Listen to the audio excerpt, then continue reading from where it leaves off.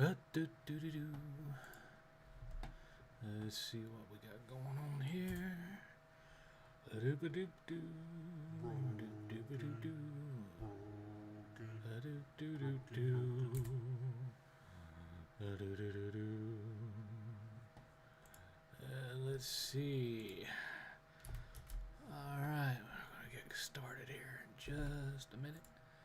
Let me go over here.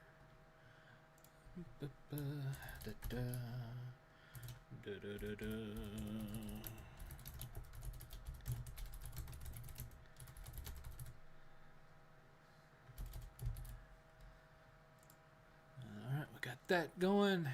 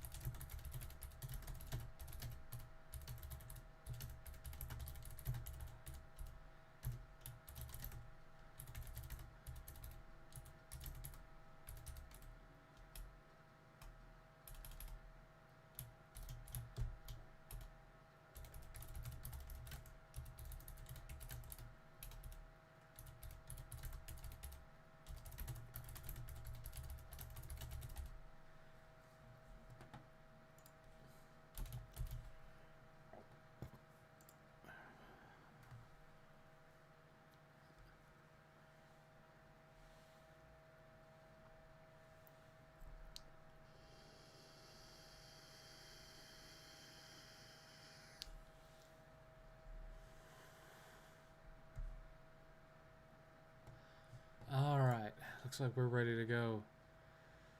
Hello, Master Millions, and you know I have no opinion on that because I don't watch sports. Alright, so I started a little bit later. There wasn't as much advance time tonight. Sorry about that, but it's been busy. It has been busy today. But it is 6 o'clock. It is Saturday, January 29th, 2022. And this is the 7th Cast. As always, I'm your venerable host, your friendly neighborhood 7th. 8th is off in his room doing 8 things. And if you hear a buzz in the background, that's my space heater because it's kind of chilly in here tonight. And I got to keep myself warm. Hello, Ultra Steel. How's it going? Hello, Alexis. So, not much went on in the wonderful world of gaming this past week. Not worth making a topic about, so tonight is open discussion night. I don't have any set topics, so as long as it's gaming and pop culture related, I'm up to ceding the floor to you guys and letting you guys ask me questions for the evening. As always, this is a 3-hour podcast. Runs from 6 p.m. to 9 p.m. Central. This can be extended by donations. If we hit $50 in the night, it gets extended to 10, 75 extended to 11, and if it hits 100 or more, it gets extended to a ass-blisteringly long 6-hour stream. This has not happened since May, so I don't expect it to happen tonight, but you never know. You never know. So I hope that just in case it does happen, y'all brought enough questions to last for 6 hours, because this one's going to be a long one since I have no topics to discuss. But at the same time, since there's currently not any questions in the chat, because people are being a little slow to get in here, I will give a quick update for those who watch the replays of these instead of showing up live. The channel is doing, the new channel, the DBTS channel, is doing pretty good, about what I expected. It's currently sitting at, I think, 221 subscribers, which is not bad for the fact that I've barely done any kind of promotion for it. As a quick reminder, new videos, as of right now, go up Monday or Tuesday, depending on how long it takes me to put everything together. The rest of the week, you're getting re-uploads of older reviews from the old channel. Not all the old reviews are going to be re-uploaded. Some of them, the video quality and the microphone quality were just too poor from 13 years ago for me to feel it's worth it to upload those old videos. So those will not be going back. Any of the reviews that I did where I had on-camera skits such as Street Fighter V, The Division, Call of Duty Black Ops 3, and yes, the Hannah Montana review, those will not be moving to the new channel simply because of the fact that I don't do in-camera skits in my reviews anymore, and I don't want to set up false expectations for new subscribers. That being said, I do realize that my style on some of the older ones was a little bit more professional and dry humor, and the two newest reviews for Dark Alliance and Halo Infinite ought to give you more of an idea of the direction that things will be going. And that's another reminder for those of you who, again, watch these on the replay and don't watch them live. I posted my review of Halo Infinite this past Monday. So it's on the new channel for you to watch if you have not subscribed yet. And I know a bunch of you haven't because I average 400 to 700 plus views on these streams from you guys that watch the replay, and we're still just sitting at 221. So I know a bunch of you haven't subscribed yet. If you haven't subscribed yet, go subscribe now and hit the bell to make sure you're notified every time I post a new video so that you don't miss anything, because if you don't subscribe now, you are going to miss it. Especially during these early days where, I'm at a low subscriber count. Yeah, this is something that's going to have to build up over time.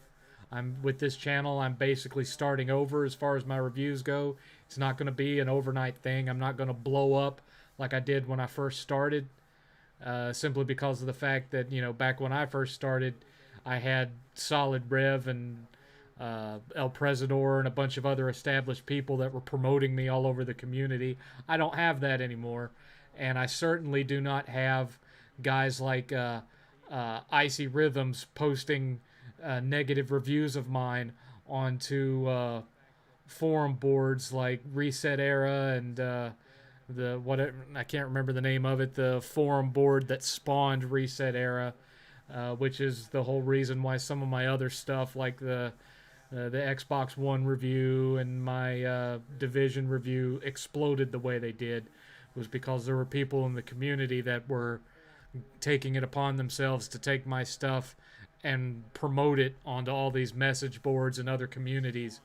And the word of mouth is what built me up to the point that I was prior to the algorithm deciding to take a dump on me because I wanted to host my weekly live stream on the same channel that I posted videos.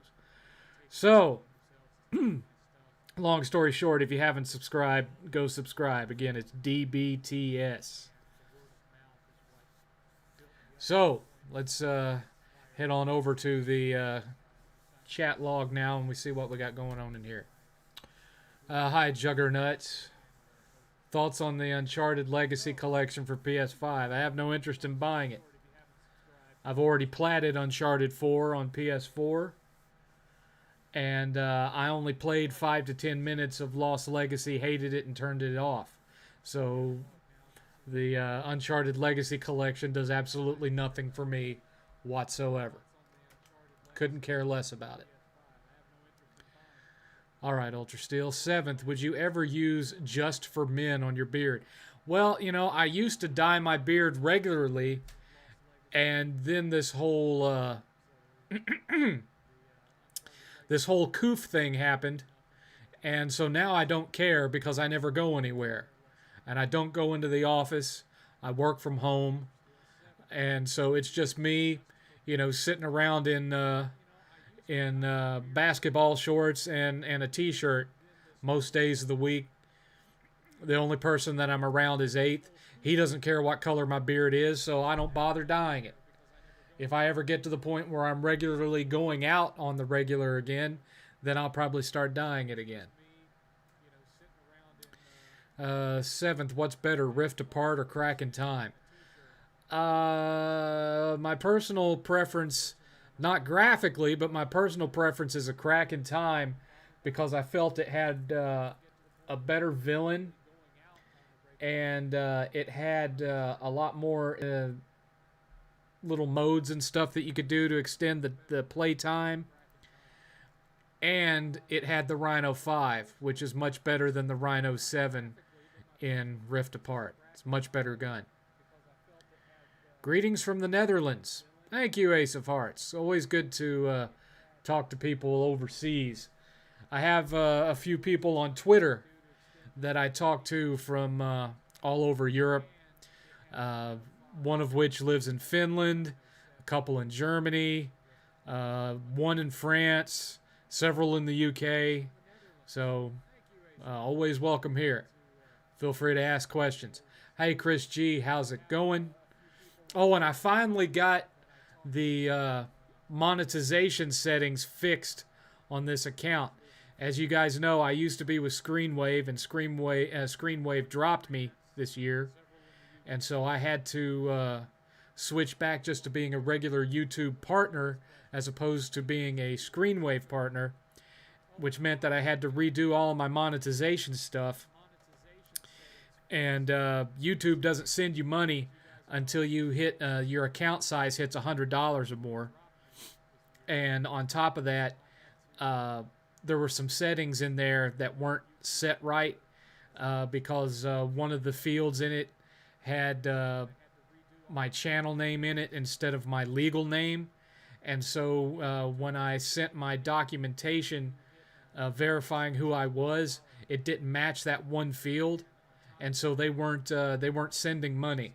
So I finally fixed that over the weekend so that I can eventually, when they have their next pay cycle, get paid. But yeah, fun stuff. Thoughts on Wings of Redemption? I think about him as little as possible. His kind of content doesn't do anything for me. People that sit around playing video games badly and complaining about how much their life stinks, I don't get any entertainment value from that. Not even in the prospect of like trolling or making fun of them. Because, you know, guys like Wings of Redemption, they've been doing the same crap for years now. So there's nothing new. What am I going to do? Make fun of his weight? Make fun of him living with his grandma? I mean, what am I going to say that hasn't already been said that would get me any kind of entertainment from watching him? Nothing. Absolutely nothing. So now we got an Ace of Hearts and an Ace of Horns in here. We got two aces in here. Need to get two more and I'll have me quite a hand. Dad joke. Let's see. Hi, Justin Stout. How's it going? Will you be replacing the plates on your PS5? Absolutely not. It's a waste of money. If I want a different looking PS5, I will wait until the redesign comes out, the PS5 Slim or PS5 Pro, whatever they're going to do, and I'll buy it in a different color. That's what I'll do. I'm not buying plates. Waste of money. It ain't going to make the games play any different. Hey, 7th, why did Screamwave drop you? Because I wasn't getting enough views. They require you to get a certain amount of views and a certain amount of ad revenue to warrant you being worth their time. And they up and decided that they were going to drop a bunch of their smaller channels and only keep their big channels like, or their bigger channels like Game Chasers, Wood, Angry Video Game Nerd, and those guys. And then everybody that was under a certain sub-level, they dropped them, and I was one of them. Probably wouldn't have happened if I still had the numbers that I did back in 2016, but it is what it is. Ultra Steel. I'm back 7th. Yo, have you ever had any weird or annoying moments at gas stations? What an odd question. Weird moments at a gas station.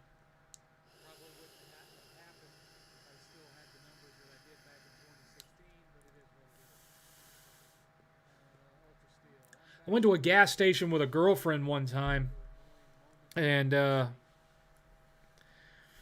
she pulled up to get gas, and I went in to buy myself a drink, and I come out, and she's all bent out of shape because she locked her keys in the car. She locked her keys in the car, parked next to, one of the gas dispensers, and we had to sit there and wait for AAA to come and unlock the car.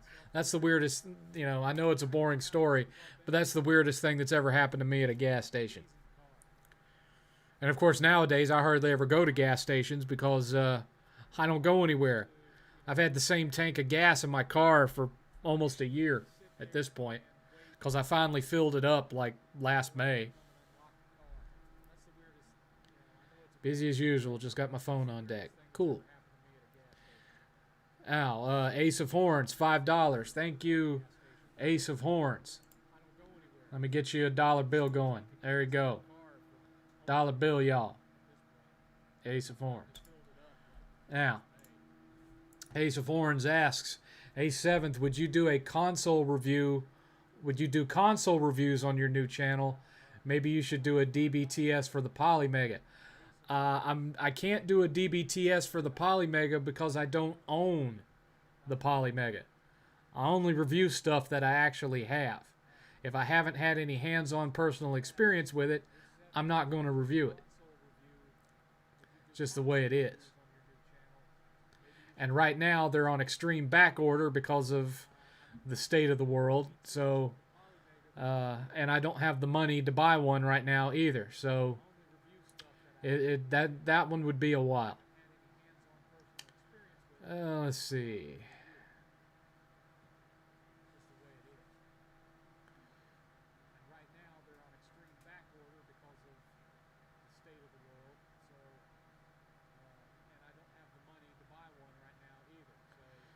Welcome back, 7th, from Sinister 5. Well, I've been back for a few weeks, Sinister. Where you been? This is like, my third or fourth live stream since the start of the new year. Now, it's true. Like I said before, I'm posting video game reviews on an all-new channel now. So if you haven't subbed to that, go sub to that. But otherwise, here's the name of the channel. I'll post it in here. This isn't a link. This is just the name of the new channel. There you go. Yeah, it was a weird question. Your story about your girlfriend was actually funny. Must have been fun. The Royal Rumble is tonight. What's your favorite Royal Rumble pay-per-view or moment? I don't really have that many because when I was young, my parents wouldn't let me get pay-per-views because they cost money that we didn't have. So if I wanted to see a pay-per-view, I had to go to another kid's house, or I just had to wait for the WWE to release it on video cassette so I could go to the locally owned video store and rent it. So not a lot of fond memories of pay-per-views, to be honest. How am I doing today? I'm doing all right. Been recording some footage for more videos because, of course, eventually I'm going to run out of old videos to upload to the channel for days when I'm not posting like a new review. So I'm probably, to pad things out and give more content for you guys to watch, I'm probably going to be really pumping a lot of time into the Digital Dump series, simply because of the fact that the Digital Dump series, the way I want to do it, is more in line with what you saw if you happen to watch my Life of Black Tiger video on there. that's kind of how I want to do the digital dump series, where I'm just, messing around with a bad game and laughing at it, and then uploading it rather than doing like a full on actual review. Unless it's a good indie game, then I'd want to actually give it a straightforward. But for the most part, if you liked that Life of Black Tiger video, that's where I want to take that particular series direction wise. And they take a lot less time to produce because I don't write a script for them. I just sit down, play the game, and record what I'm thinking of at the time that I play it.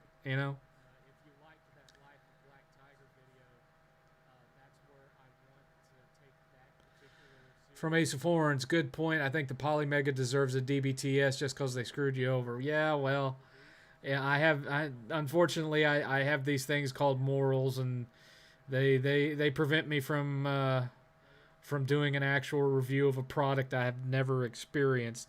Not saying I don't appreciate the sentiment, but it is what it is. I have a lot of things I could be using a Polymega for right now. I'd love to have one. It'd make things a lot easier for me as far as doing any videos about old retro stuff, but it is what it is.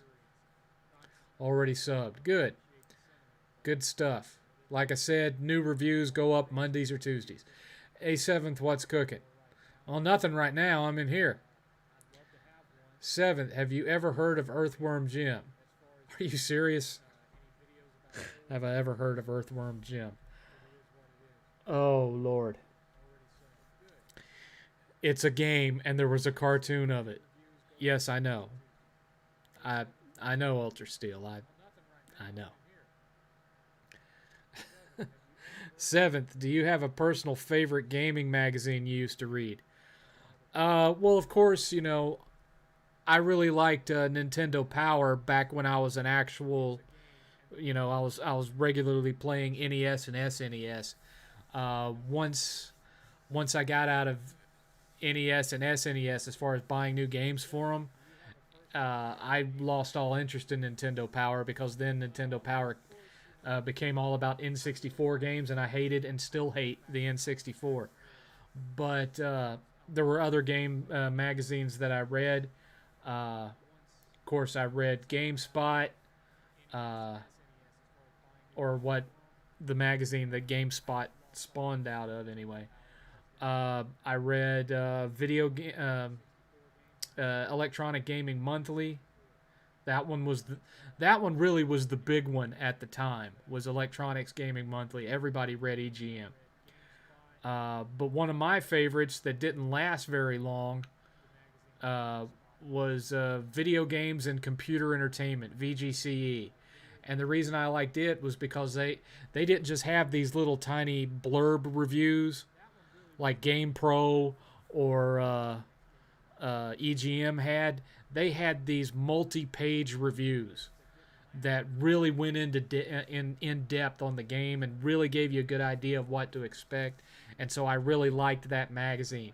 It didn't have as much artwork, and it also covered a lot of computer game stuff, not just the console stuff, but I really liked that magazine. I also liked Game Fan. Game Fan was all right, but it was also one that didn't last very long. And, I used to always pick up the new Game Informer at GameStop, or when I was a Ultimate member and they still mailed the physical version of it to your house, I'd read Game Informer. But at this point, I don't read gaming magazines anymore, of the ones that still exist, and I don't read the professional sites anymore, like IGN or any of that stuff, because I don't trust any of it anymore. If I want to get a feel of whether a game is good or not, there's several YouTubers whose opinions I usually am in an agreement with and that I usually trust. And, I'll watch them to see what they say about it. But even then, that's, I withhold judgment for the most part until I've actually sat down and played the game myself. To thine own self be true, such as it were. Although, if Eighth happens to play a game before me and he tells me it's crap, then I know without playing it that it's crap. What games will you be getting in February? Well, I've pre-ordered the collector's edition of Elden Ring for 8th as a late birthday present, and Horizon Forbidden West as a late birthday present. I have not pre-ordered Dying Light 2 because he's going to have his hands full with those two games anyway, and I didn't particularly like Dying Light 1 because I became a fan of Dead Island due to the sense of humor and the B movie vibe that it was going for, whereas the Dying Light series takes everything that was Dead Island and then makes it ultra serious so that it feels more like The Walking Dead or 28 Days Later instead of the funny vibe that the original series Dead Island had. So I don't like them as much. It kind of takes me out of it because I keep looking for the humor and the jokes and the funny glitches and all this stuff that made me want to keep playing Dead Island, and none of it is there. So, I don't really give a crap about Dying Light 2 one way or the other. I mean, if you guys want a review of it and want to see me review it on the other channel, DBTS, go subscribe. If you want to see me review it, and we get enough donations, which would be $60, where I could purchase it, I'll be happy to buy it, play through it, and review it. But otherwise, I'm not going to bother to get it.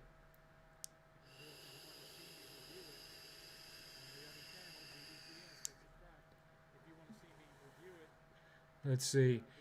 Did you ever upload a review of Gravity Rush 1 or 2? No. I never did. And I don't even have physical versions of either of those anymore because I gave them to Wood when he came to the house with the Game Chasers that time. Those were two of the games that he picked up, were my physical PS4 copies of Gravity Rush and Gravity Rush 2.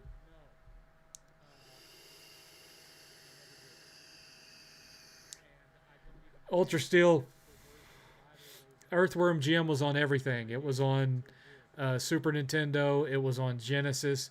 It was on N64. I think, if I remember right, there was even a Sega Saturn version or something. So, I'm well versed in Earthworm Jim. I wasn't overly fond of it, but I remember playing it. And I believe I still have Earthworm Jim 1 and 2 on Genesis out in the game room.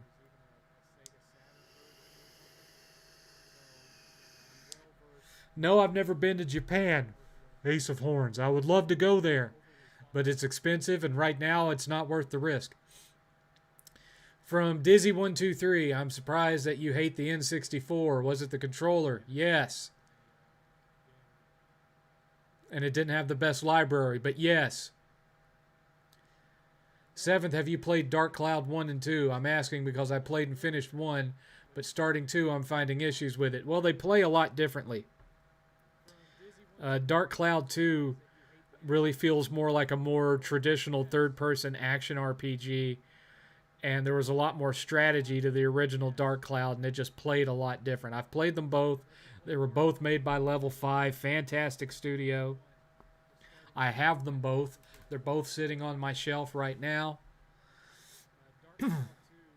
I don't really have a preference between the two because of how differently the two play. Truth be told, in a lot of ways, they don't even feel like they should be in the same series. That's how much they change things, but, I never bought a PS4. Still on the PS3. I'm just going to find a PS5. Yeah, just get a PS5. You can skip buying the PS4 hardware at this point because it plays it all. Short of, just a couple of them that you wouldn't miss anyway. I can't... Ace of Hearts, it auto-hid your comment because you actually used a wordy-durd in your comment there. But Ace of Hearts said, best of line ever from 7th. Xbox One is bleh, son. In other words, Xbox One is shit, son.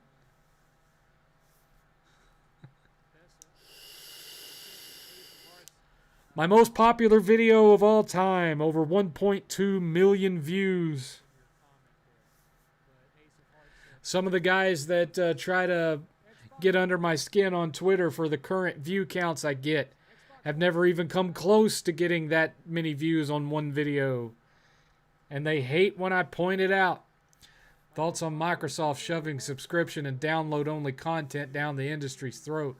By the way, physical gaming forever. Well, you kind of already know how I feel about it. I'm not really a big proponent of digital distribution outside of little indie games and such. I prefer buying physical copies regardless of licensing and the fact that a lot of them are now just glorified coasters and you still have to download the game from the network and blah, blah, blah. I don't care. As long as they're printing games on discs and putting them in cases, that will continue to be my preferred method of purchase or playing in general. I don't like streaming, and I'm not a huge fan of Game Pass, to say the least. And the implications of the loss of freedom that this could potentially and most likely will bring down the line, I'm not a fan of any of it. And if the rumors are true and Sony is coming out with their own version of Game Pass, it'll be true for that too. From Devontae Robinson, hey 7th, love your reviews. You tell it like it is when no one else will. That is correct, sir. And that is because I am not beholden to the publishers and I'm not beholden to fanboyism. Nobody's paying me to make these reviews. I don't have to worry about giving a negative review to a game where the company gave me a review code and that if I review it too negatively, they won't give me free game codes no more. I'm not beholden to any of that. What I feel about the game is what I say on the mic. And it doesn't matter whether it's Microsoft or Sony or Nintendo. Although I don't really review Nintendo games simply because it's a pain in the ass to capture Switch footage. But if it was easier to capture Switch footage, I would do Switch reviews. But it's a pain in the butt, so I don't do them. But regardless of whether it's Microsoft or Sony or whoever it is, if I don't like the game, I'm going to say that I don't like the game, and I'm going to tell you why I don't like the game. And there's a lot of guys out there that claim to be neutral or claim to be a multi-console owner, but I have a preference, like me. But the reviews make it obvious that that's not the case. I'm not one of those.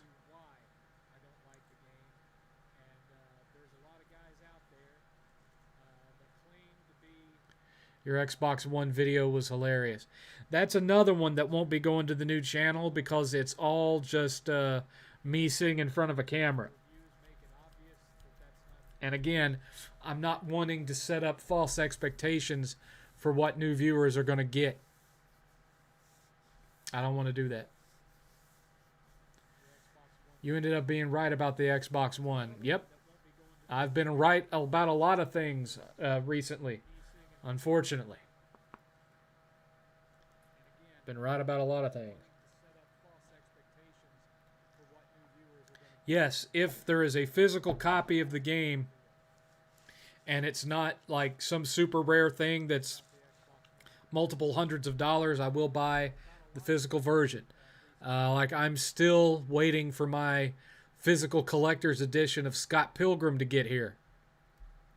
I pre-ordered that an eternity ago. I also pre-ordered the Retrobit Sega Genesis cart for re-release of Mega Man The Wily Wars. And I'll do an unboxing video of these when I get them on this channel, not on the new channel. Of course, I don't have a Genesis hooked up right now. It's sitting behind me on the shelf. and I don't have a Polymega, and it doesn't come with a digital code where you can play it on current consoles. So, you know, for me to be able to share footage of that or do a review of it for you guys, that's going to take some work because I'm going to have to sit. That's going to mean hooking up a Genesis, getting some adapter cables, hooking it up to the Elgato so I can capture footage of it. Just a major pain in the butt that would all be more easily resolved if I had a Polymega.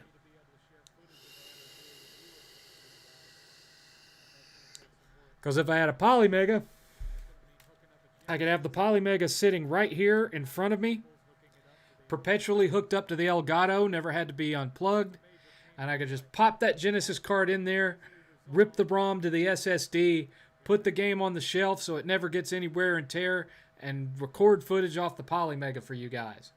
But I got screwed, and I have no Polymega, so I can't do it.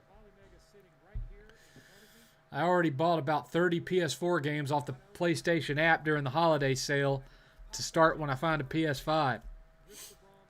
Yeah, that's one thing. That's one nice thing about it is, when I left PS3 to go to PS4, that was essentially stepping away from a fairly sizable PS3 digital library that I had at the time.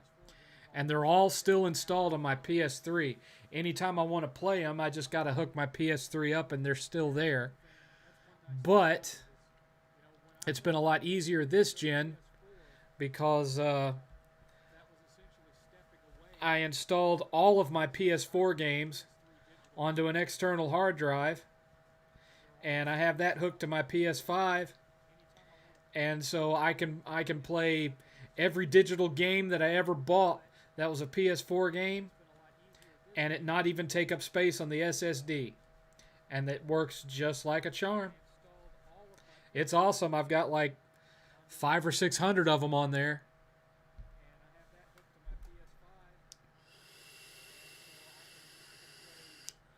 Thoughts on the Godzilla 2000 film? I liked the costume in that one, but as far as the plot goes, it was kind of boring. I liked the later ones that came in that series more than Godzilla 2000. That one just felt almost like a reboot of the original film, and it was just a wee bit on the dull side. 7th, do you think the Hellsing OVA anime is any good? Which is better, subbed or dubbed? I've never watched the OVA. I watched a few episodes of the original series, and it was just kind of slow. I couldn't really get into it. And every time I try to go back to it and start over, I don't know, man. I just don't get into it. It is what it is. I watched a pretty cool one the other day. I can't remember the name of it, but it has to do with like a demon lord that sacrificed himself 2,000 years ago to stop a war, and he is reincarnated 2,000 years later, and he grows to adulthood in like a month's time, and he goes to attend this demon lord academy, and everyone there is like unaware of the fact that he's like, the demon lord of legend from 2,000 years ago, and so he's overpowered as hell and easily defeats anything that comes in contact with him, and there's a certain sense of humor to it that I think is funny, so that's the one I've been watching recently. Game Pass is just you own nothing. I tell my friends buy the games and not from Game Pass. They don't get it. I hope you understand what I say because my English is not so good because I'm Dutch.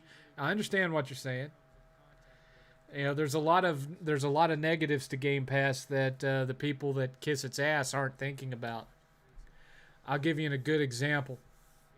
We're getting more and more politically correct in this country, and in certain, there are certain aspects of that which is a good thing. But most of it is just stifling freedom of speech, stifling creativity, homogenizing everything. And a kind of example of what if we allow ourselves to eventually adopt a social credit system like what they have in China. What recently happened in China with Fight Club uh, is a good example of what we could expect potentially from services like Game Pass. Because Fight Club was re released over in China, and China completely changed the ending of the movie. You know the scene where he's standing at the window with his girlfriend, and all the bombs that they set blow up, and all these financial buildings collapse. That they completely cut all that out, and the movie ends where he shoots himself, and then he comes back from it, and then it just shows him holding hands with his girlfriend, and then it cuts basically to a text screen that says the police were able to find and disarm the bombs, and Jack was put in a mental institution and served so many years for his crimes, or something to that effect. So they completely wiped out the ending and replaced it with their own ending. And if we keep going the way we're going, then you have the potential of having games that are classic games that you've played for years, that if you still don't own your physical copy, could get re-uploaded to a service like Game Pass, and entire plot points, characters, and various other things could be changed at their whim, and there'd not be a damn thing you could do about it.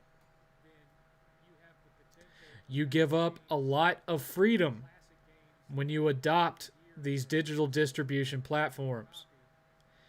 And these folks that are singing its praises, they're just missing the potential forest for the trees. I'm not saying stuff like that will happen. I'm saying that embracing this type of distribution model opens yourself up for the potentiality or the possibility of those kind of things taking place. They can make any changes that they want. They could take an RPG that you absolutely love and have already played once, and then split it up into chapters, and when they re-release it onto these streaming services or these digital services, to where you're only able to play 5 hours of it at a time, and play chapter 5 next month, and do that, so that instead of being able to marathon the whole game a couple of days after it's put on the service, you have to keep resubscribing to the service month by month, so you get to play chunks of a favorite classic game that you've already played. These are the kind of things they could do and would do. Look at what Disney Plus and what HBO Max do, as opposed to Netflix. When Netflix has a new service out, a new show out, they dump the whole thing onto Netflix. You can watch it all in one sitting if you want. But then you'll always see a drop in their subscribers after that big release comes out. Because people subscribe, they watch the whole thing, they unsubscribe. So what does Disney and HBO Max do? They only release one episode a week. That way they get at least 2 months worth of subscription fees from you before you get to watch the whole thing and then unsubscribe until season 2. These are very calculated measures. And if you think that game companies won't start adopting similar things to keep you subscribed to their monthly services, you got another thing coming. And Halo Infinite is one example of that. You've got a game that ends with an open ending, that the map is obviously built for online co-op play, but it doesn't have co-op. A map that was obviously built to have additional sections of the ring added onto it for additional content. That has probably already been made, and they're just waiting to release it. Why?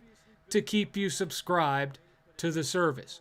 Whereas a few years ago, you'd get the whole campaign on one disc, and then you would get additional DLC in the way of maps for the multiplayer and things like that. This is a whole new ball game.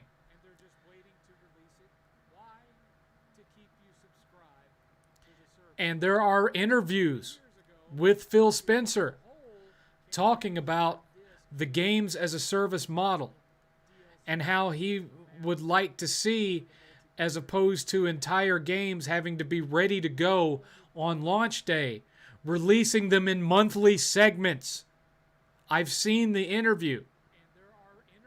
Now think to a game like, for example, this new Fable that they're making. What if you don't get the whole game on Game Pass the month that they announce as the release month? What if it's episodic and you get one chapter a month? So you have to keep paying your $14.99 a month to be able to play the whole game. And let's say there's 6 chapters to this game. You just paid $90 to play one game. Where's all the savings at? You see what I'm saying? Some of these people kissing this service's ass are playing checkers while I'm looking at it like 4D chess. Anyway, let me get back to the questions. I know that one kind of went off on a tangent there. Let me catch up.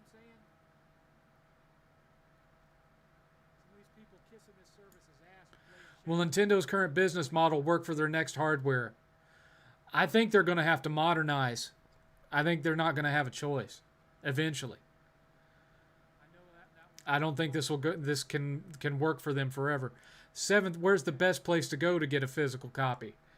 If I have to have it first day, I have an Amazon Prime account, so I can pre-order it and it'll show up in my mailbox the day of release or 2 business days after that. If I don't care about having it the very day that it comes out, I buy it used from Gamefly. I have never bought a used game from Gamefly that didn't look like a brand new game. No scratches, the manual in there if it came with a manual, the box is pristine, the box label is pristine, etc., etc. It's one of the best places to buy modern used games. Yes, I've seen Demon Slayer. I like it.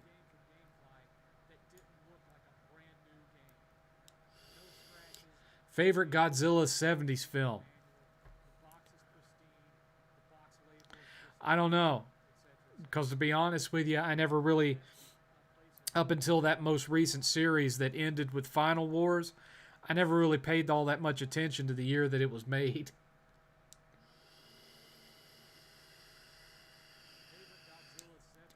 I did really like All Out, Destroy All Monsters and All Out Monster Attack, but I'm not for sure if those were made in the 70s or the late 60s.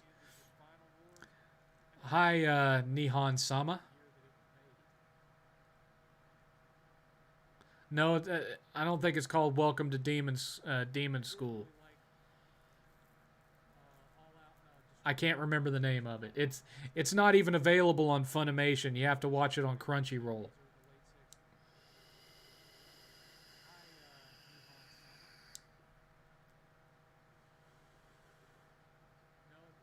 I don't know.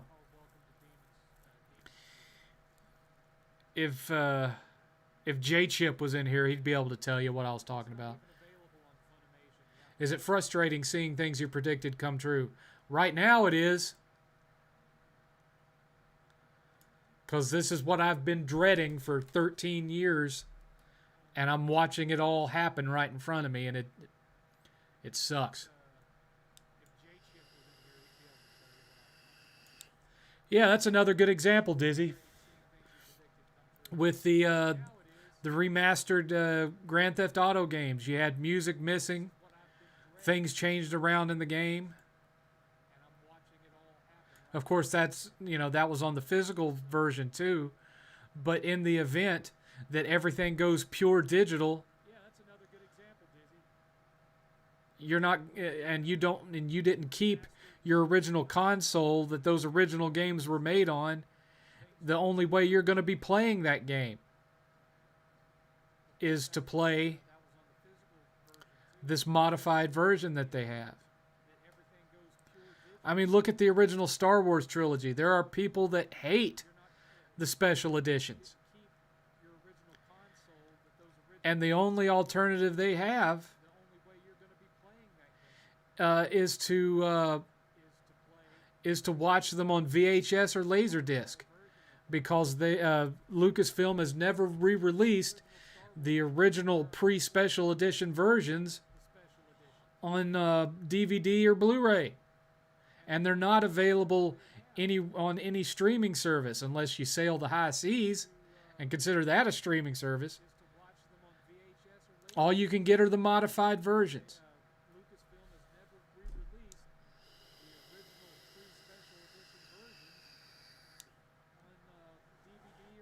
Good evening. The Order 1886 could benefit having the ending changed. It wouldn't do any good to change the ending because they're never going to make a sequel. The author of Fight Club came out and defended China, saying their version is closer to his book. That's Chuck, though. There was a lot of things different in the book. China didn't do it to make it closer to the book. So it rings very false from him. Disney Plus didn't upload some episodes of their older shows. Exactly. There's episodes of The Muppet Show that are gone. There's episodes of various other shows on there that they don't upload because of cultural changes or whatever. Most of them being those, and tonight, a very special episode, are the ones that are missing. 7th, do you have a PS2 HDMI converter? No. If I'm going to play a PS2 game at this point, I hook up the fat PS3. 7th, why is Nintendo locking their backlog of games through a paywall? Because they know people will pay for them. And they know that fans of theirs who actually keep the old hardware instead of trading it in for the next generation are in the minority. And so if those folks get nostalgic and want to play some of those old pre-system games, then they're going to have to pay for them. And they know they will. Thoughts on Skies of Arcadia? It was the best JRPG on Dreamcast. I never played the GameCube version. Who's your favorite Mass Effect character? Shepard. I don't really care about any of the other ones. Well, I liked what's his name? The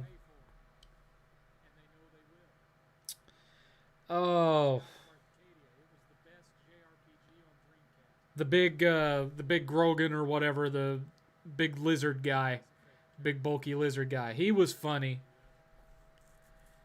I liked him.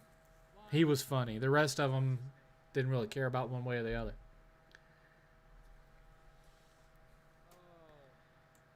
And let's see here. If Game Pass doesn't require a console anymore, more casuals will get into gaming because they don't have to spend the money that they might. Yeah, but you know, do you really want to have a market out there that's even more geared towards casual gamers than it already is today?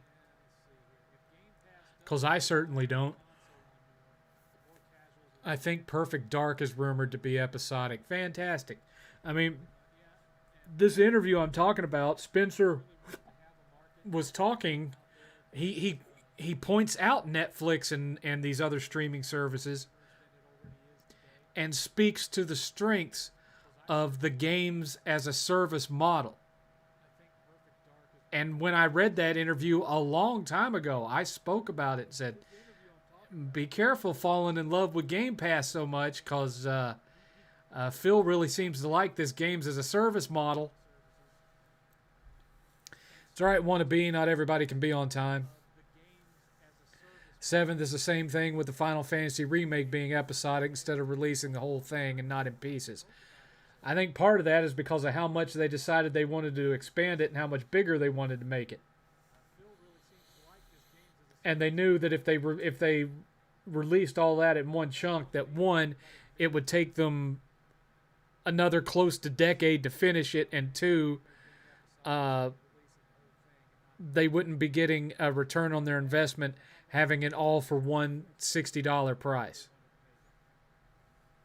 But it's sort of the same thing, same general concept. It's just that Microsoft is wanting to do this with games that don't have potentially 100 plus hours to the campaign. I mean, look at Halo Infinite. You can beat the entire campaign on normal difficulty in about 5 hours.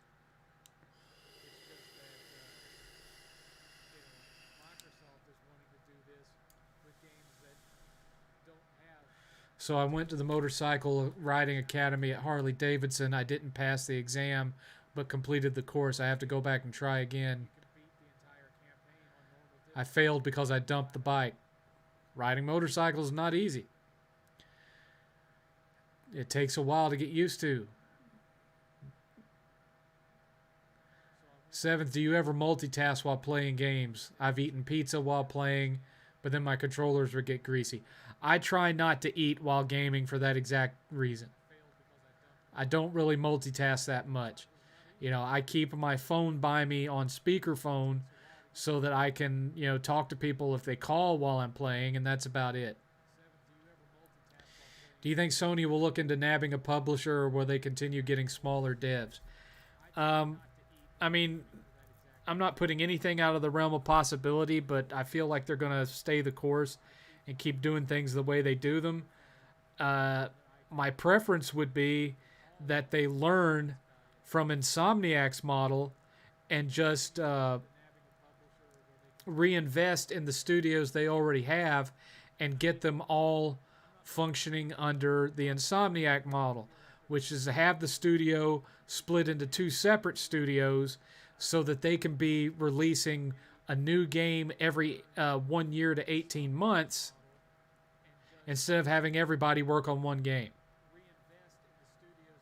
Because that's how Insomniac was able to have Miles Morales and Ratchet and Clank released within a single calendar year, because they have two separate teams working on two separate games at the same time. And so, next year, Team A's game comes out, and then the next year, which was 2 years, 2 to 2.5 to 3 years for the other studio, Studio B, their game comes out, and you just repeat. And if all their studios were built up to that size, they wouldn't necessarily have to buy any more studios, because every studio they had would be putting out a new game every year. That would be, at least 15 or more exclusives in a year?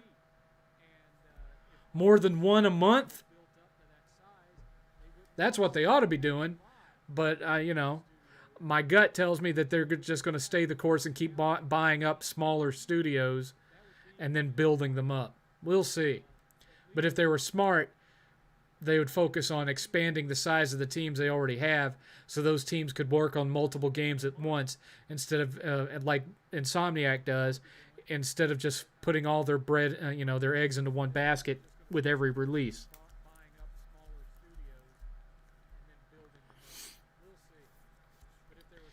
Do you think PlayStation will survive with Microsoft buying up everything?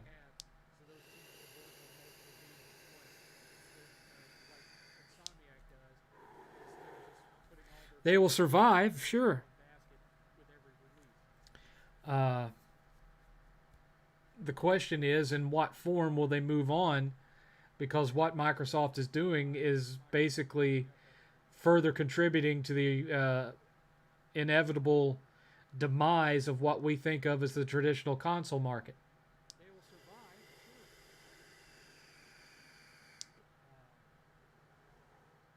What are your thoughts on Activision and Bethesda?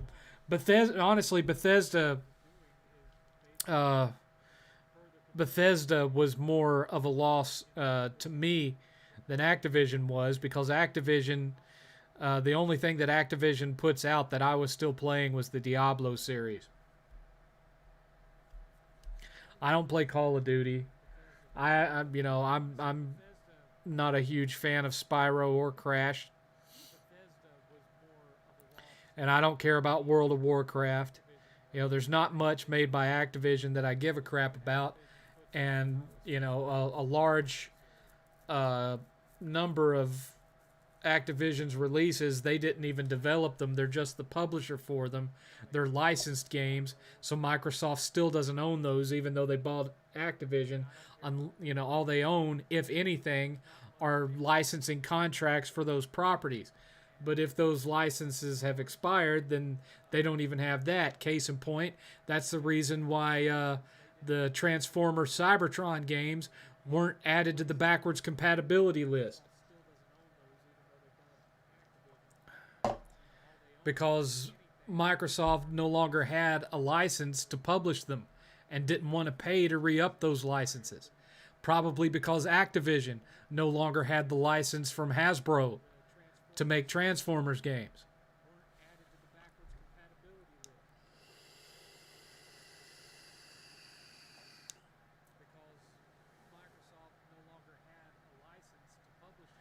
Oh, I'm sure traditional single player is going to suffer. I think there will always be a market for traditional single player, but it feels like it's getting to be a smaller and smaller market every year. Aside from standouts like Sony, where pretty much all of their stuff is single player, which is one of the reasons why I like them so much. Any of you that have known me uh, for the duration know that I'm not a big multiplayer gamer. I haven't been since I got out of it on PC back in 2004. I don't even do co-op all that much, and when I do, it's usually just with 8th. Just is what it is. And part of the reason for that is that when developers put out these multiplayer-centric games, what it boils down to is that the enjoyment and the entertainment value that you're going to get out of it relies solely on the quality of the players that you're playing with. You get stuck with a bunch of idiots, you're not going to have any fun. You get stuck with a bunch of people that suck at the game, so that you're having to carry them through the whole thing, you're not going to have any fun.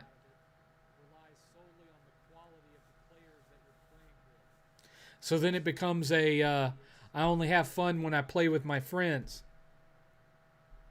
But then your life changes because you got a promotion at your job, and you don't have the time to sit and be online when your friends are available to play these games for hours on end. And so then you lose touch with your regular friend group, to the point that when you do have the time to play, they're nowhere to be found anymore. That kind of thing. I prefer single player. I don't have to worry about all of that.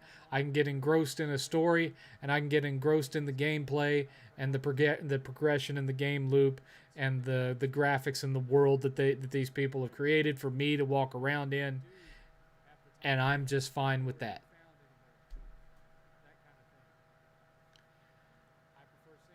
Oh, and by the way,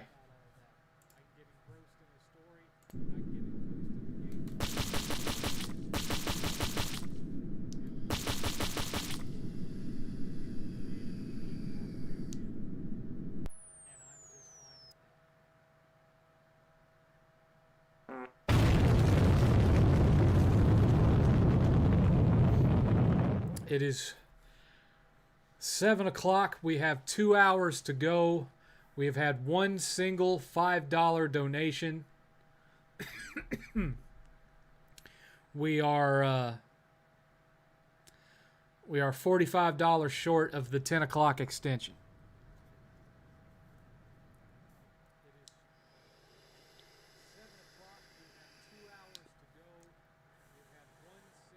Has anyone ever told you your life has changed in so many ways and your independence seems to vanish in a haze?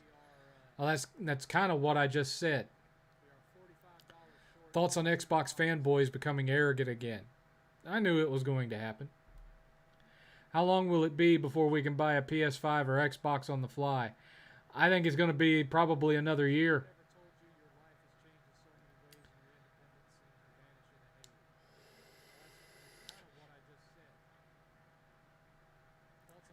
Wannabe gamer. Sorry I missed your comment earlier. There's a YouTuber named Hebot. Oh, I know who Hebot is. And he's pro Xbox and he counters PlayStation and his counters are shit. I tore him apart in a live stream a year or two ago. Hebot is terrible. And you know he's terrible. And you've been watching me long enough to know that I already know who he is and that I know he's terrible. Quit trying to troll.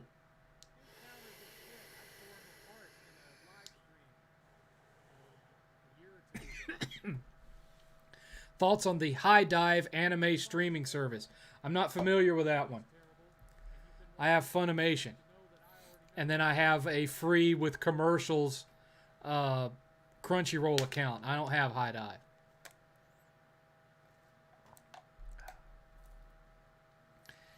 I have held off on getting a commercial free Crunchyroll account because I keep watching to see what this new Sony service that's replacing PS Plus and PS Now is going to be, thinking that possibly Crunchyroll and Funimation membership might end up being included in it in a certain tier. So I'm kind of watching to see what happens there before I get a commercial-free Crunchyroll account. I mean, both of the services, for the most part, have the same content. They just have a few exclusives here and there. Sound familiar?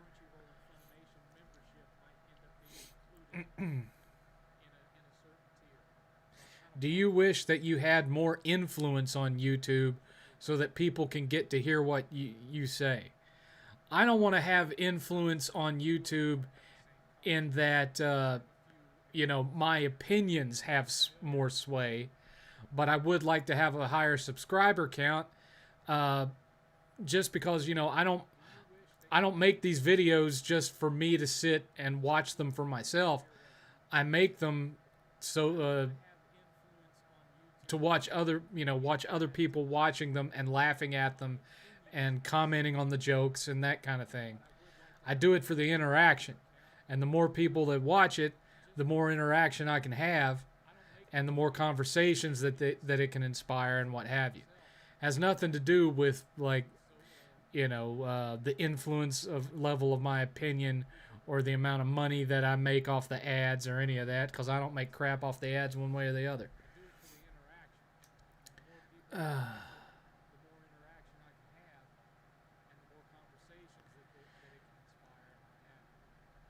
Do you think the main issue is the low supply or scalpers? Yes.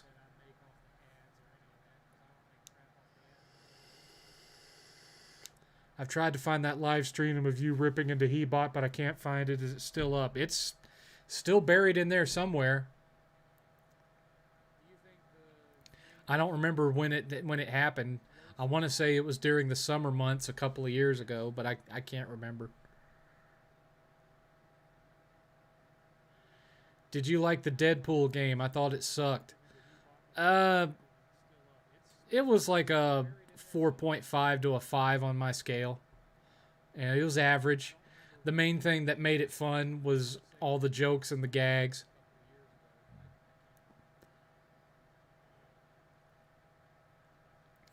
Boba Fett is getting interesting. Not really. The only way they could make it interesting was by making an episode where Boba Fett wasn't in it. Think about that for a minute. It didn't become must-see TV until they did an episode that was all about the Mandalorian.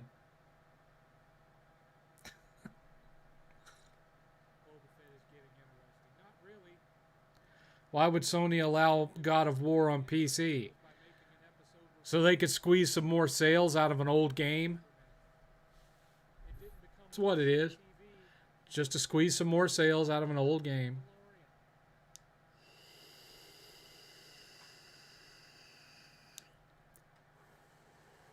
Ultra Steel, I've already talked about NFTs, what they are, and what I think of them.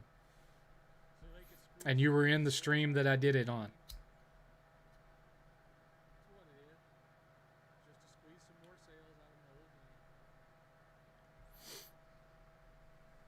NFTs are BS.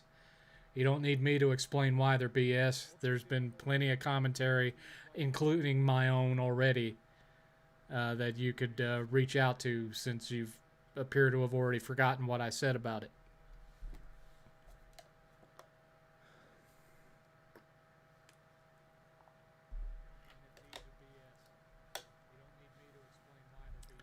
Yes, I did, Ultra Steel.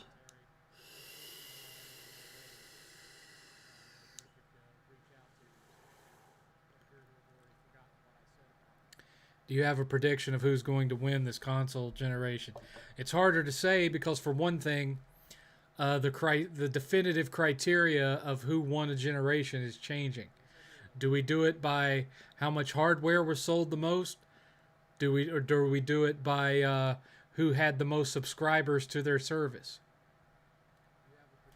Everything is changing, and with the whole COOF thing going on, that just further complicates it due to hardware shortages and what have you. So this one is a lot harder to predict this time around. I think it'll be a lot closer than the previous gen, but as of right now, that's as close as I'm going to get to it, because we don't even know what the defining criteria will be by the end of this generation. By the end of this generation, would whoever sold the most hardware even matter, when Microsoft has essentially become a third-party publisher?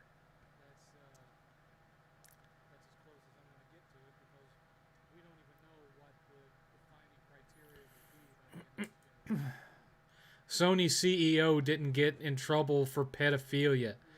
There was a Sony corporate executive who got in trouble, and I don't even think he was an executive. He was some kind of directive creative manager or something. He was not the CEO. So again, lay off. If you're going to ask me something, don't ask me bullshit. Do you think we're going to see God of War Ragnarok in 2022? I would assume so. I would think that it would probably be somewhere in the summer to fall of this year. Unless, things with the virus get worse, and that could slow it down.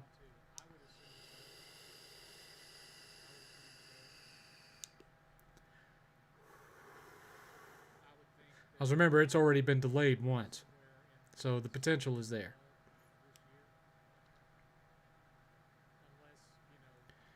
Do you think crypto can replace fiat currency someday, like some people predict? Anything's possible, but for crypto to replace current standard currency, a lot of oversight and regulation would have to be injected into it, which would, on many levels, defeat what people like about cryptocurrency to begin with. So it's possible, but the only way it would be possible would be for cryptocurrency to become basically unrecognizable compared to what it currently is.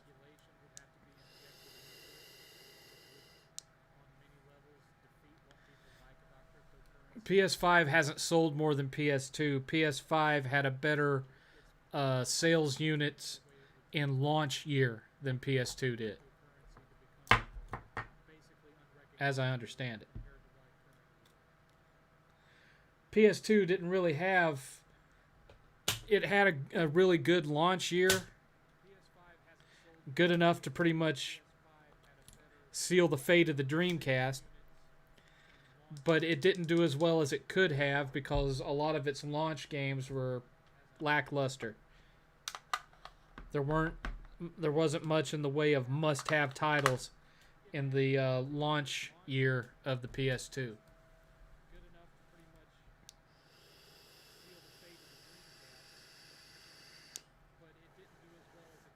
What do you think Nintendo's next console will be? I don't believe that they'll go back to traditional consoles. I think they found their niche and they're going to stick with it or try to, at least for one more gen. Seventh, don't take this the wrong way. As a Southerner such as yourself, I'm surprised you don't do any outdoor types of activities like hunting or fishing. I just never had a whole lot of interest in it. I mean, I'd go fishing with my dad, but that was more just to have something that my dad liked to do that the two of us could go do together more than it was me actually enjoying fishing. Fishing really is boring. The only way that fishing is enjoyable is to slap on some headphones and listen to music while you're doing it, or go do it with a whole bunch of friends, so it's more about the fun you have from hanging out with your friends rather than the actual act of fishing. So, and hunting I never got into. I just, it going out and just killing an animal for its head or its antlers or what have you, or even going out and killing an animal to cook the meat has never really appealed to me. Never was something that I got an interest in. I liked going to the firing range and shooting at paper targets, but not animals. Never liked deer meat anyway. It's too gamey. Hi, I am the gamer. Ever played Destroy All Humans on the Wii? I heard it was... I never played the Wii version, no. Seventh, do you think vampires, werewolves, and witches are all way better than zombies? Oh, well, yeah. Because, zombies are limited by their nature. Sure, you can make them run, but that don't really help all that much in the greater scheme of things. The other characters just have a lot more potential for characterization and plot. Zombies are kind of one note.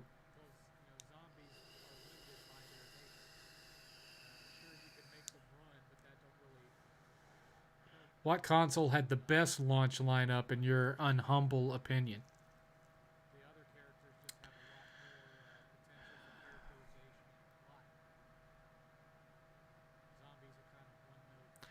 I remember really liking the Dreamcast launch. It was mostly killer with just a little bit of filler. It had a really good launch year. I don't know that I would say it was my favorite launch, but it was a good launch.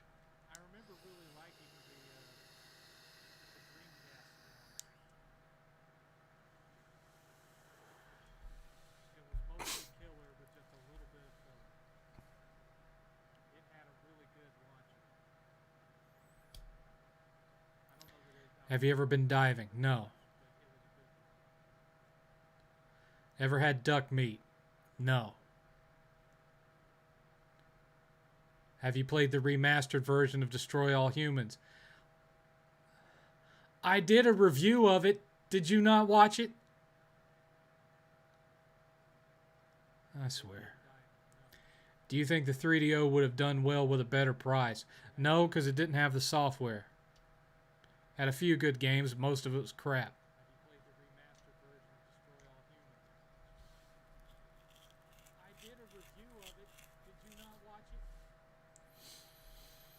There's only two birds I'll eat, and that's chicken and turkey. I don't really care about anything else. I don't eat duck, don't eat quail, don't... No.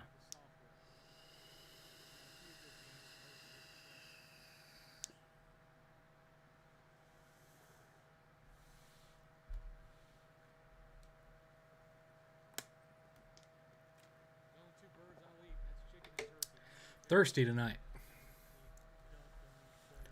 I don't know what that's all about. I am unusually thirsty tonight. What are you currently playing? Uh,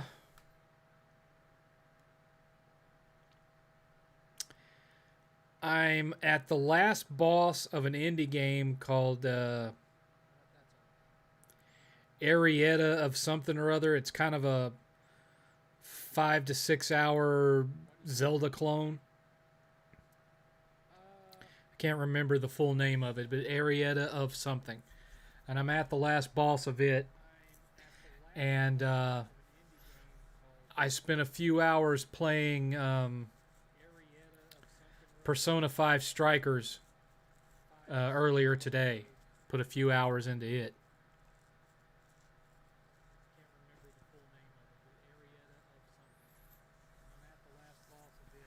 Which Sony console had the best launch lineup?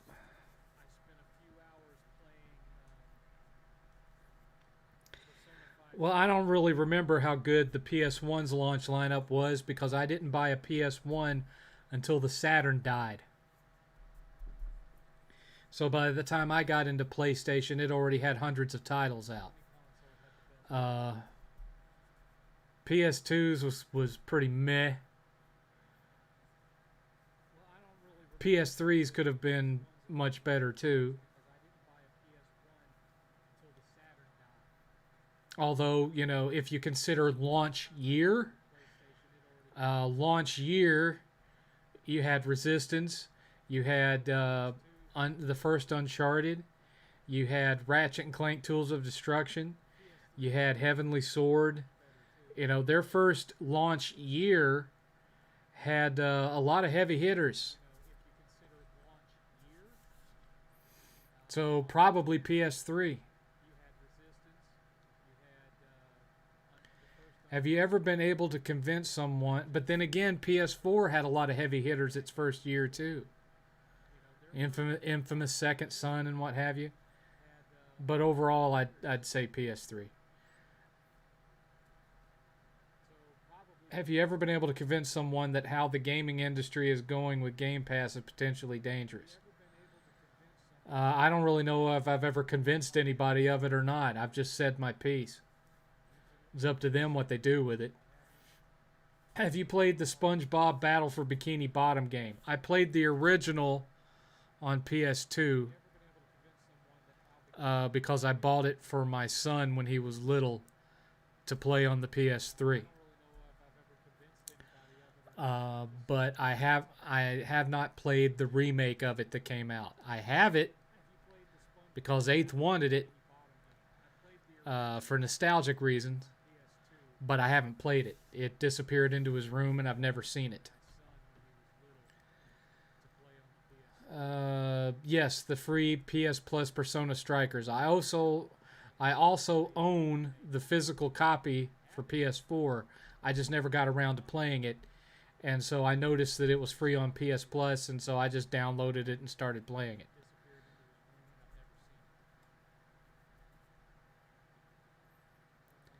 Seventh, when do you think game emulation is justifiable? If you own the original hardware, then I think emulation is justifiable because emulation is a way of preserving the existing hardware. You're not putting any additional wear and tear on the existing hardware. Have you played Persona 5 Royal yet? No, I just have the regular Persona 5. Well, I have the collector's edition of the original Persona 5 that came out for the PS4. I never bothered with Persona 5 Royal.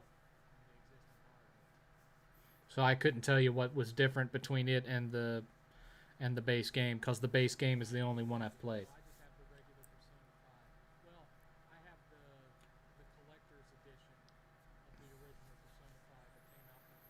It's my understanding that it has additional story sections with additional bosses and dungeons and whatnot. I don't know. I don't know. Is the Wolverine game going to have a justifiable story? What do you mean by a justifiable story?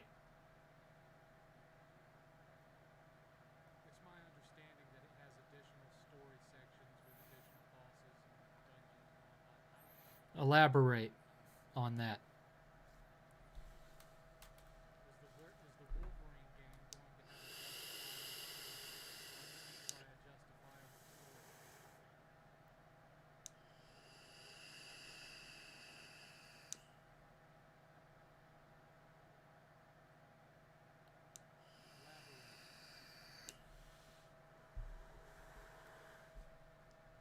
Well,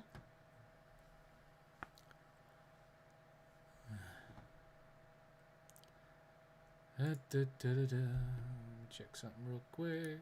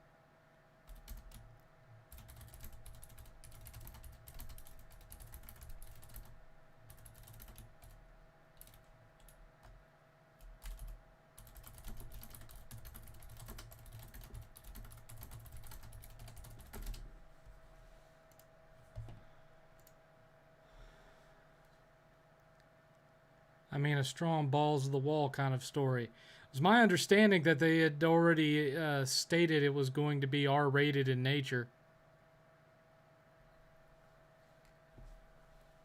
I seem to remember reading that somewhere.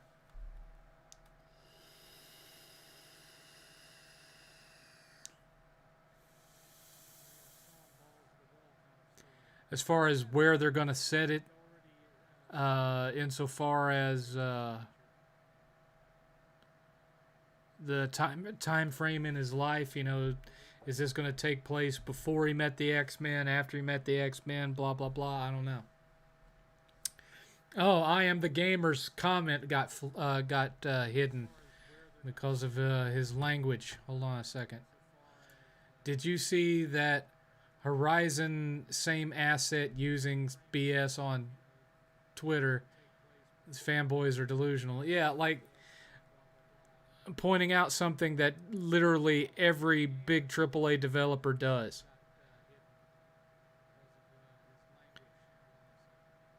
You know, all you have to do is look at any any of the Gears of War series and you know, go into Roadie Run. Enough said.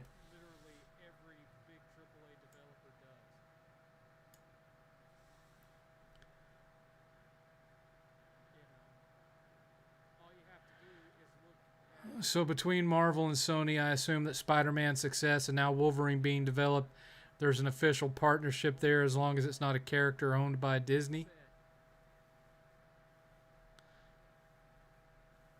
Well, it just means that Insomniac proved themselves, and so Disney Marvel is willing to license other characters to them to make games. That's all it really means.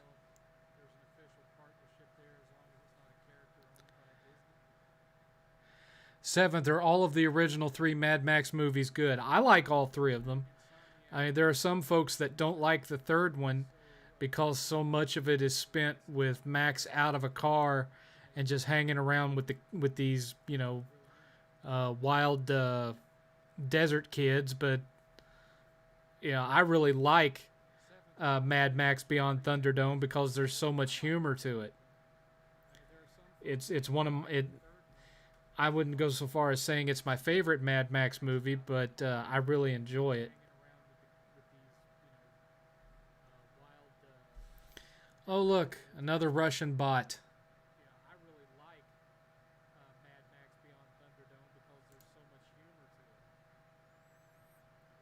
I don't know what the deal is with YouTube and these Russian bots lately.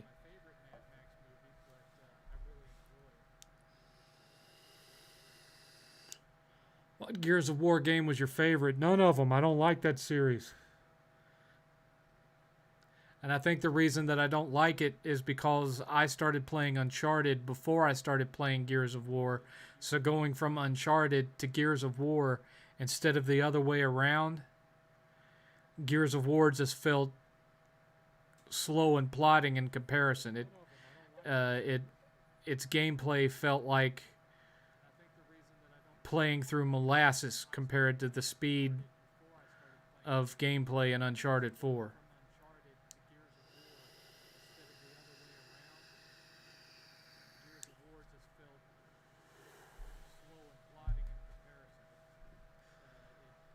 Oh.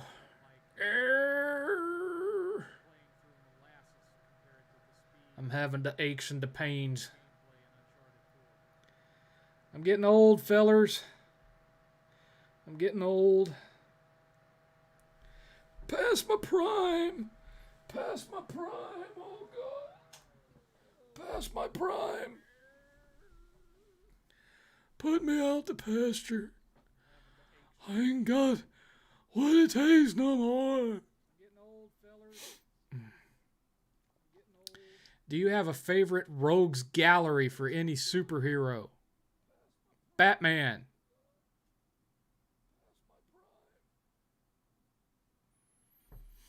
Batman. I like Batman's rogue gallery best.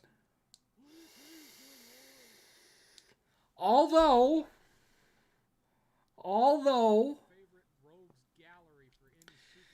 in Series 2 of Ghost Rider had some pretty badass enemies. That was a pretty dark comic considering that it was an official Marvel release that wasn't part of their like Marvel Knights brand back in the day. Yeah, it was just released as a normal Marvel book, and it was pretty dark for its time.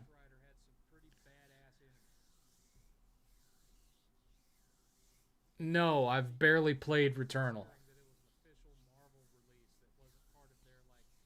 As I've stated before, I'm not a tremendous fan of the roguelike slash Souls-like style in general. Returnal appeals to me on a certain level because it's basically, if you strip away the story and whatnot, it's basically Robotron 2084 but in 3D. If you stop to think about it.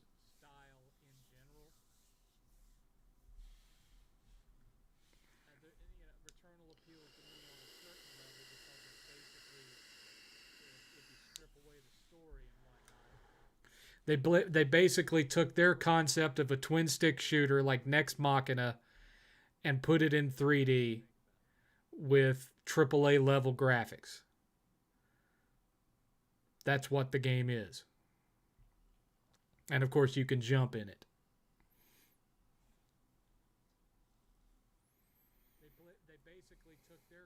That would be that would be because Heavy Rain and Beyond Two Souls are trash. Most of what Quantic Dream has released are trash. Which is why everyone started seeing that that trailer for Star Wars Eclipse and they were like, ah! And then they saw the Quantic Dream logo and they're like, ugh. I've never seen someone get so excited and then let down in a game in my life. It was hilarious to watch the reactions to that live. I laughed my ass off. Are you looking forward to the new Batman game coming out later this year? Are you talking about Gotham Knights or whatever? I don't think Batman's even actually in it, is he? Isn't it like, Nightwing and, Batgirl and crap?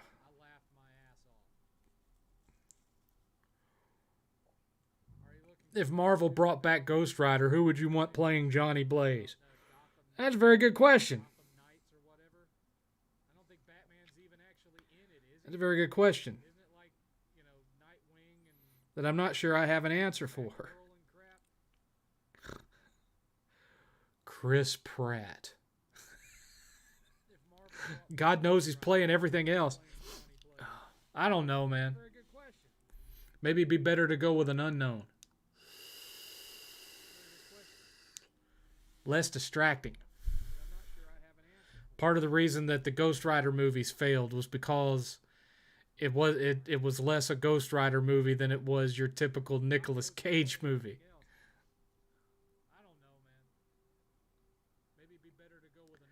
I mean, look at Tom Holland. He was practically an unknown, and look at him now. So find a good unknown out there and make that Johnny Blaze.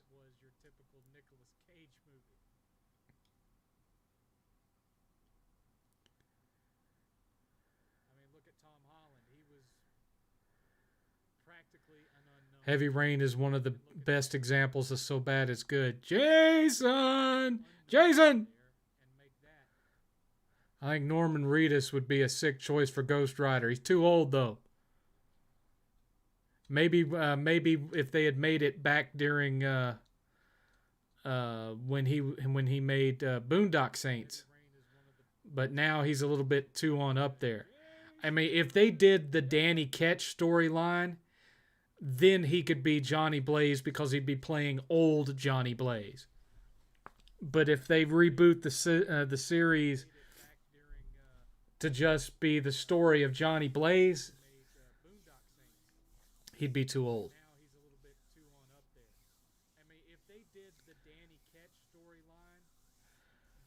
Holland is not a good Nathan Drake. Well, he doesn't sound like Nathan Drake and he doesn't look like Nathan Drake.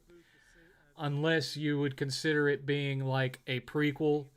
So it's like his first big adventure as Nathan Drake. But even then, it's quite obvious that Tom Holland is never going to get any taller and his voice is never going to get any deeper. He's kind of one of those Tobey Maguire people that's always going to kind of look the same and sound the same no matter how old he gets. So, I would have gone with someone who doesn't perpetually look like they're 17. That's who I would have gone with. I honestly do not know how Tom Holland got picked for that, other than because of how popular he was with the Spider-Man films, and they cared less about finding an actor who was believable as Nathan Drake specifically, as opposed to just making a Tom Holland action film.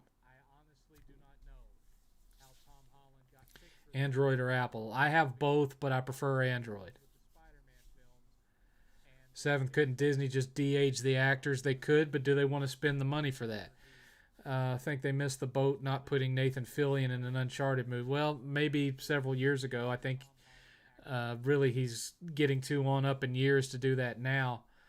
I mean, when he made his little Uncharted mini movie that he made, he already looked like Nathan Drake in Uncharted 4 age Nathan Drake. So they missed the boat. Exactly. Just rewatched Man of Steel, still holds up. Sucks that Henry Cavill won't get a sequel. Well, never say never. You never know. That all depends on Warner Brothers.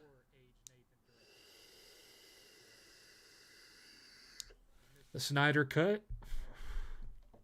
The Snyder Cut made them a lot of money. And there was a lot of people out there saying that they wanted to see the completion of the Darkseid storyline. So you never know.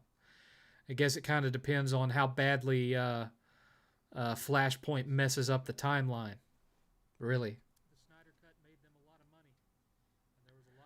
Mark Wahlberg would have made just as bad of a Nathan Drake as Tom Holland. Because he himself doesn't look or talk anything like Nathan Drake. He doesn't really look or talk anything like Sully either. But it is what it is. Mark Wahlberg would have made just as bad of a Nathan Drake as Tom Holland. What's your most hated Disney film? Doesn't look or talk anything like Nathan Drake. He doesn't really look or talk anything like Sully either. Some of the really old Disney films. I'm not talking about any of the Disney Channel based stuff like Hannah Montana and all that, because I don't consider those actual movies anyway. I'm talking about like some of the really old Disney movies, like Follow Me Boys or Pollyanna, that kind of stuff. They are so boring. They're so boring. Even some of the ones that I liked when I was a kid, like Johnny Shiloh or Swiss Family Robinson, you go back to watch them now, boring. Old Yeller, boring. Treasure Island, boring. Probably the biggest exception to that is a movie that barely anyone remembers from the early 70s called Island at the Top of the World, where this it takes place in like the 1800s, and this rich guy's son goes missing, and so they hop up on a experimental early version of a blimp, and they take the blimp up north to his last known location, and they end up finding this lost island up in the Arctic that is inhabited by an ancient race of Vikings that's been there for 1,000 years that have no idea that the modern world exists. And that's just an interesting and cool movie to me, uh, because I'm interested in Norse and Viking history and culture. But it's not exactly the most fascinating film you've ever seen in your life, as far as like keeping you riveted.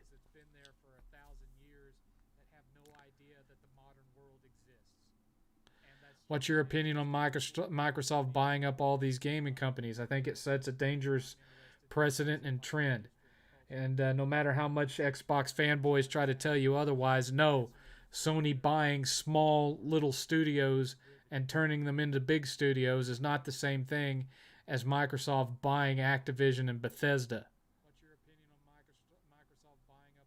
Because most of the small studios that Sony buys are studios that were already, for the most part, second party exclusive to Sony anyway. Insomniac being a perfect example, short of Sunset Overdrive and Fuse, and this little indie game they made about submarines and a couple of indie VR games.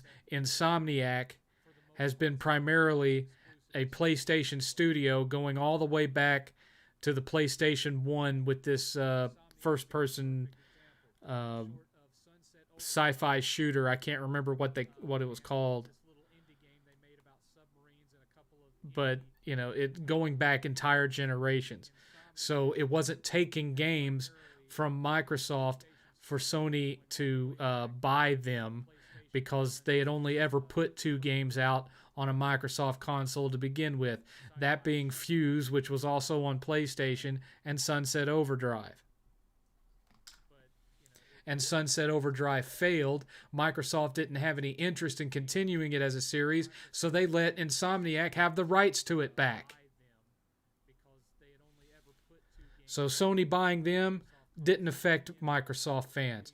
Sony buying Naughty Dog didn't affect Microsoft fans. Buying Sucker Punch didn't affect Microsoft fans. Buying Media Molecule didn't affect Microsoft fans. Gorilla didn't affect Microsoft fans. Santa Monica, wholly built from the ground up, doesn't affect Microsoft fans. All these studios that they've bought, these small little studios, were primarily already exclusive to Sony anyway. Not the same thing as buying all of Bethesda and Activision.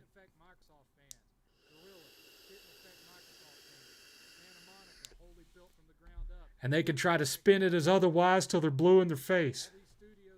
They're just fanboying and being dumb, which is what they do most of the time anyway. Henry Cavill was a good Superman. Does Jackass 4 look interesting? About as interesting as the other Jackass films. They're not made to be interesting. They're funny. I do think that Bam Margera not being there is going to be very noticeable, but we'll see. Do you think Ryan Reynolds would have made a good Nathan Drake? No, because it just would have ended up being a Nathan Drake, a Ryan Reynolds film. If you want to know what Uncharted with Ryan Reynolds as Drake would have been like, just watch Red Notice. Go on Netflix and watch Red Notice. There, now you've seen an Uncharted movie with Ryan Reynolds in it.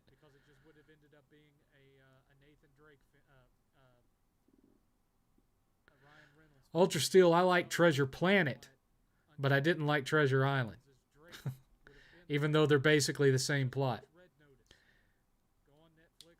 Do you think it's possible Tobey Maguire could get Spider-Man 4? I think Garfield would get Amazing Spider-Man 3 before Tobey got Spider-Man 4, but it's not out of the realm of possibility. What's your favorite hack and slash game? Champions of Norath. Now that Neil... Well, you know, I consider Diablo like the top tier of the hack and slash dungeon crawler genre. But outside of Diablo, my favorite is Champions of Norath. Now that Neil Druckmann is writing the new Last of Us show, do you think he could leave the gaming industry? I hope so. Do you like sauerkraut? No, not at all. Not at all.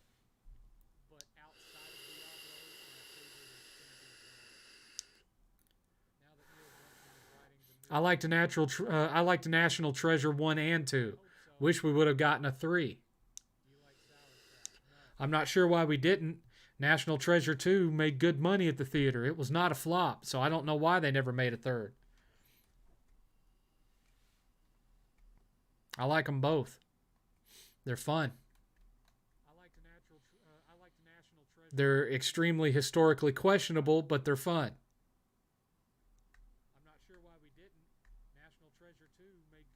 I think really the National Treasure series existed to have a family-friendly Indiana Jones take on the whole Da Vinci Code phenomenon that was going on at the time. But they wanted to have a Da Vinci Code that wasn't going to be offensive to Catholics. And so they made it about the history of America instead, and hence you got National Treasure.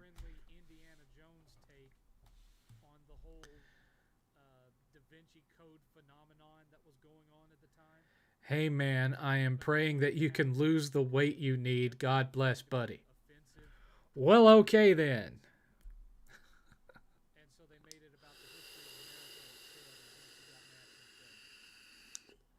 Do you have friends that are gamers but not YouTubers? Yes. I do. A lot of them I don't get to see these days because they live in other states far away from me, but I do have a couple of local friends that game that aren't YouTubers. Do you have friends that are gamers but not YouTubers? Yes. I do. Well, you're right there, Master Millions. It is a joke.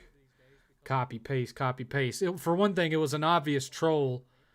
It was a troll post that was just looking for responses, because every single one of them that was involved, including the guy that posted it, knows full well that Microsoft reuses animations in their games as well. Indiana Jones 5 comes out next year. What are your thoughts? Well, I think it got delayed again, did it not?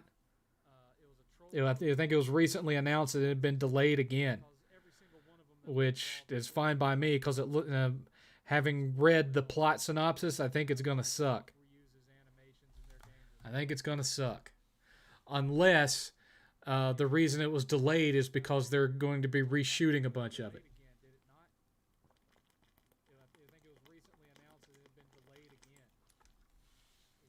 Honestly, having read the original plot synopsis, the one that Harrison Ford signed on to do, I don't understand for the life of me why he agreed to make that movie in the first place. The whole idea of it is terrible.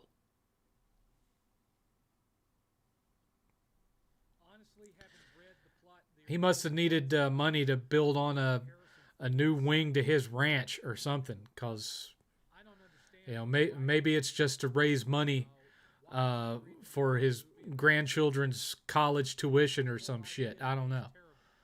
Seventh to you, Nathan Fillion plays a good. Yeah, I thought Nathan Fillion in that little mini movie he made was spot on Nathan Drake.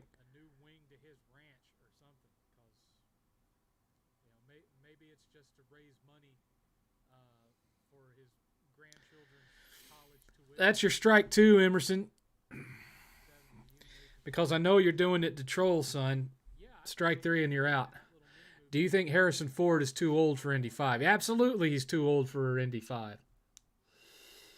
That's why I'm saying he's got some kind of project or something going on that he wanted an extra paycheck for, and so he agreed to do it.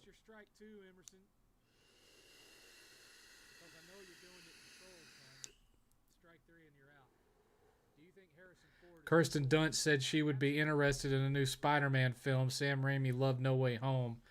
Never say never. Have a time jump. Blah, blah, blah. Well, we'll see. Never can tell this day and age because everybody's so obsessed with nostalgia. You never can tell.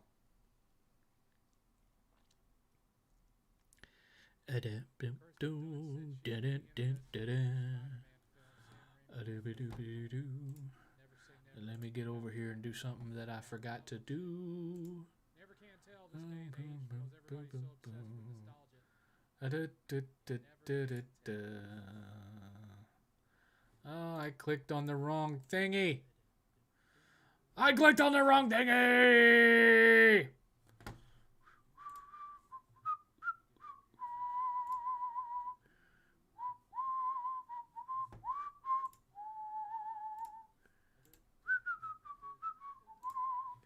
There, I'm back. I'm back. I clicked on the wrong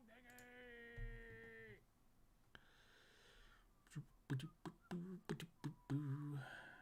Hi, Nick. The power of metal. Seventh, I know you have stayed in Florida for a bit, so here. It is, as of tomorrow, we have freezing warning and we will be in the 20s. Dang! Dang! I lived there for about 10 years. Yes, Indy 3 should have been the last one they ever made. Crystal Skull was pretty bad. 5 will be worse. I just have a feeling.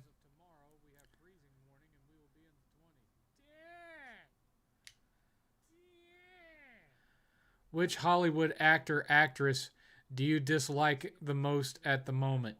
And which one do you like the most? I don't really pay that much attention to that kind of thing, to be honest with you. Because, you know, there are some absolutely despicable people in Hollywood, but I like some of the movies that they're in. So I don't really pay too much attention to that kind of thing. Do you think Joker 2 will happen? Seems unlikely, which sucks. I know they talked about it, but who can say whether they'll ever actually do it? I would prefer them, if they were going to do new Jokers, to just have a different guy playing it each time, and it just being a different variation on the origin story. Because, you know, he loves to change his origin story from year to year, so let's put that in movie form, and we'll just have a different guy playing the role in each film.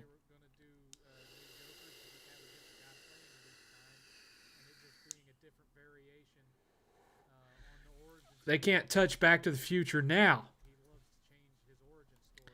Once Rob Zemeckis is out of the picture, and the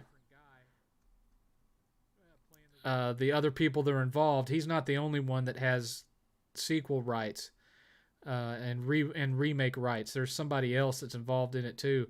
Once the both of them are dead, supposedly those rights have been extended to their estates, so their descendants get those rights too. But I don't know about the legality of that. But it's certainly not going to happen while they're alive. But any attempt to sequelize Back to the Future or remake it will be absolutely horrible, and no one, you know, it will bomb.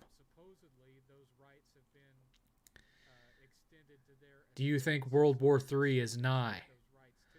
I don't know. This isn't a political stream. That's 2.5. What's your thoughts on the Batman movie with Pattinson? I'm not going to the theater to watch it. I'll wait till it hits HBO Max and I'll watch it then. Do you think World War III is nigh? Yes, I know the Riddler is the villain in the Batman film. That's 2.5. What's your thoughts on the Batman movie with Pattinson? Did you like Batman versus Superman? I liked the director's cut. I did not like the theatrical version. The director's cut, the theatrical version had a whole bunch of plot holes in it that were all explained in the director's cut. So the director's cut was a much better film.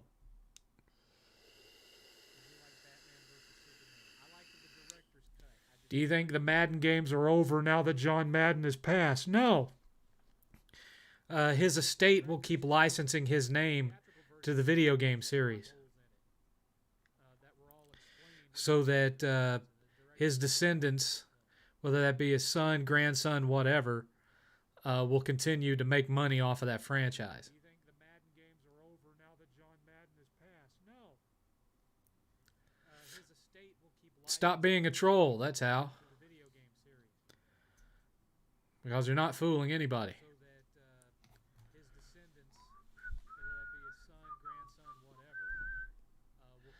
Not sure if you already mentioned it, but did you like the new Ghostbusters movie? Yeah, I liked it all right. I mean, it's obvious member berries, but for what it is, I liked it.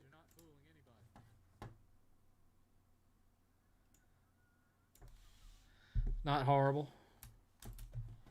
I had fun with it.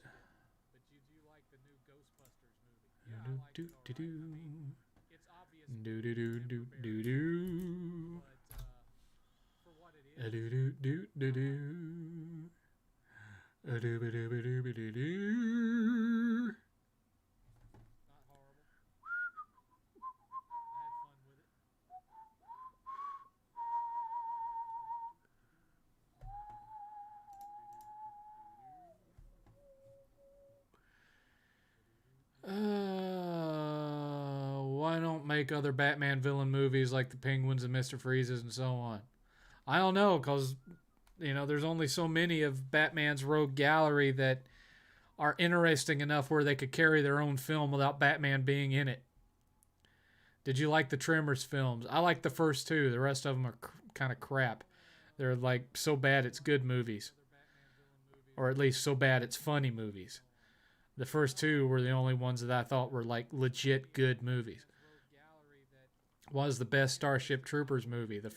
The first one, and that's it. Everything else is garbage. What platinum was the hardest to get on your PS2 memory card? None of them, because PS2 games didn't have platinums. They didn't have any kind of trophies. Jeez.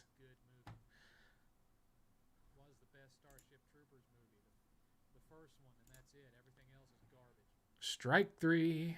What platinum was the hardest to get on your PS2 memory card? None of them, because PS2 games didn't have platinums. If you're going to be a troll, you at least need to be a good troll. And you, sir, are not a good troll. You're a little too obvious, sir. Member berries. Never heard that term before. What? It's from South Park. You remember? You remember the Goonies? You remember Back to the Future? I remember. Yeah, it comes from South Park.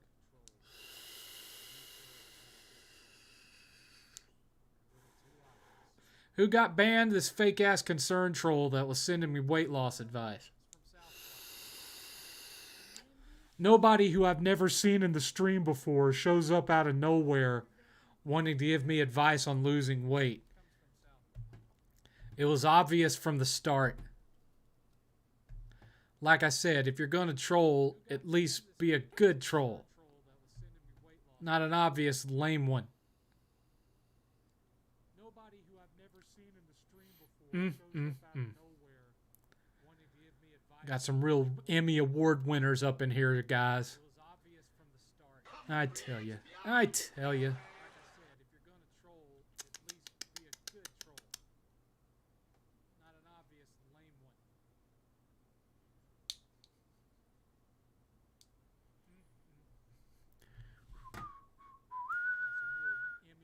I'm going to look at something real quick while you're discussing things amongst yourselves.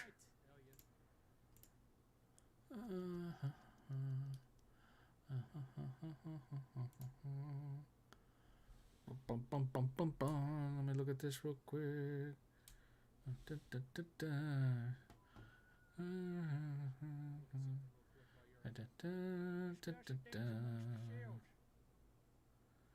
Don't really tell me nothing.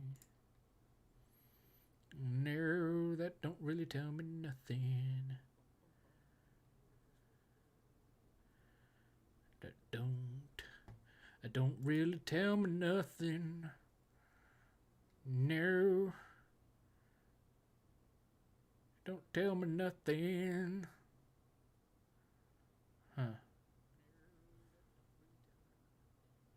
I wonder if I could do that live. Hold on a second. Let me see here.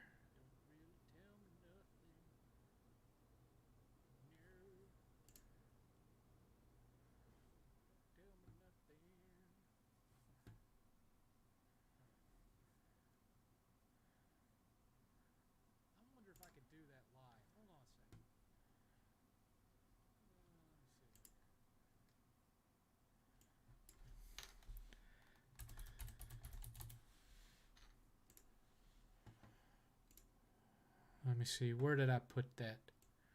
Where did I put it? I want to see if I can actually do this. Let's see here.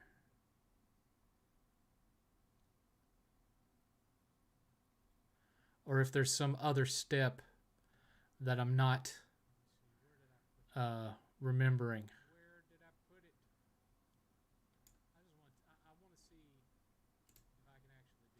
Am I the only one around here who gives a shit about the rules?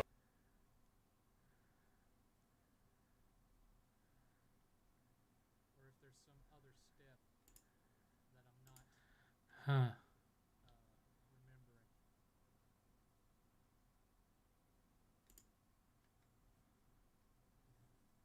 I the only one around here who gives a shit about Well, it looks like I can technically do that,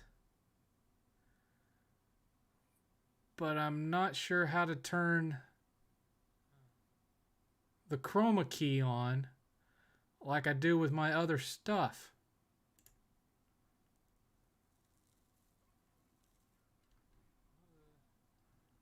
It looks like I can technically do that. Huh. But I'm not sure how to turn the chroma key on like I do with my other stuff.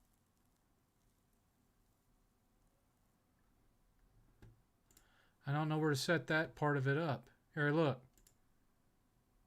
Am I the only one around here who gives a shit about the rules? I don't know how to set that up to where it's actually doing it chroma key in OBS. I know I can do it because that's how all my little mini videos work with the 1 hour, 2 hour, and all that. But I can't remember how I set them up to support chroma key in the live stream. Am I the only one around here who gives a shit about the rules? But I don't remember how to make it transparent. Oh well. Oh well. In any event,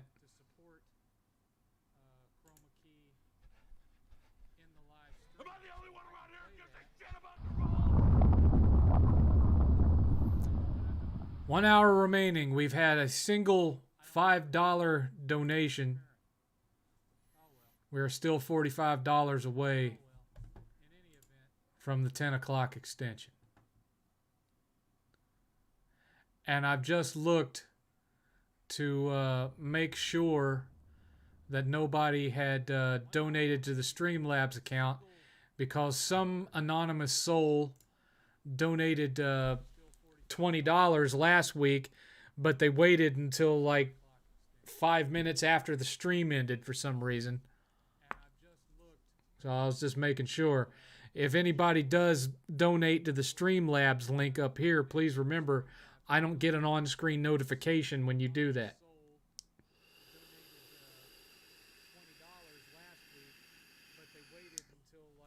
Ryan the Unprofessional. There were PS2 games that had in-game achievements to them. That's not the same thing as PSN trophies.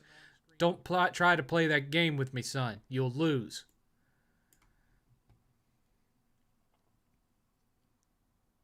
How's my trophy hunting? I haven't been doing that much lately.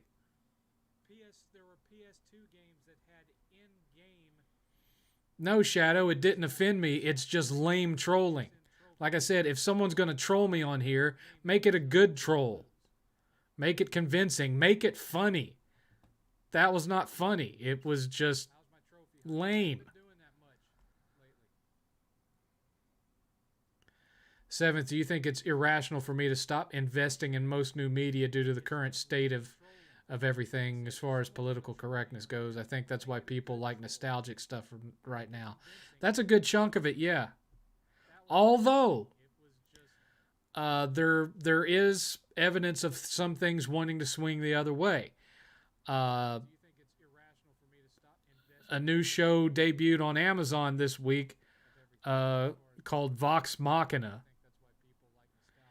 And while it does have gay characters in it, it's about as politically incorrect as it gets. In the first 5 minutes of the show, you see multiple people being slaughtered in a very violent way with blood and guts going everywhere. You hear the F-bomb multiple times.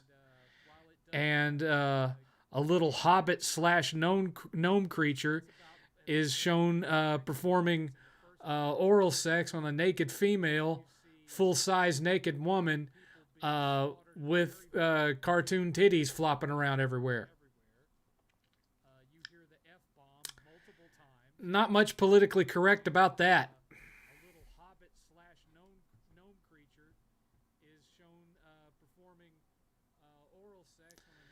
At Shadow, the new channel's not really rising all that fast. It's just that, I have an existing channel that has active subscribers that are interested in subscribing to the new channel, and that's why it picked up, 220-something subs in a little over a week, which is not normal. What is 8th currently playing? Last I heard, he was playing Monster Hunter Rise. Do you like Alex Jones? Not especially. The only videos that Alex Jones ever did that I thought were actually interesting was when he snuck onto the Bohemian Grove and filmed the Bohemian Grove. Other than that, nothing he's done has really interested me.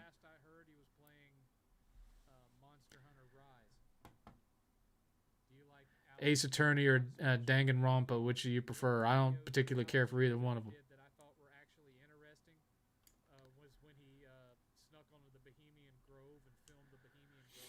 Technically speaking, Ryan, and I know you're doing a little bit of the troll thing too here. Black Bond has not been on YouTube as long as me. He started out on forums as a forum troll, and then he came over to YouTube a little bit after I started. So technically speaking, I've been doing it longer than him.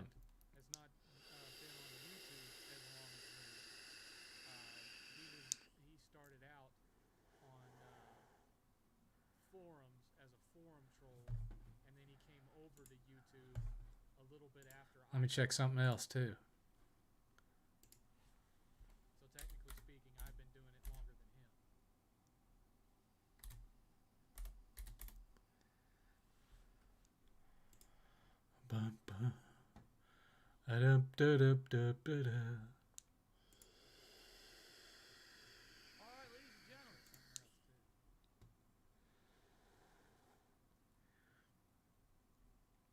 Darkside Phil hasn't been around as long as me either, at least not his current channel. His current channel started the year after mine. I predate him by several months. My original channel, not the channel that I'm on now.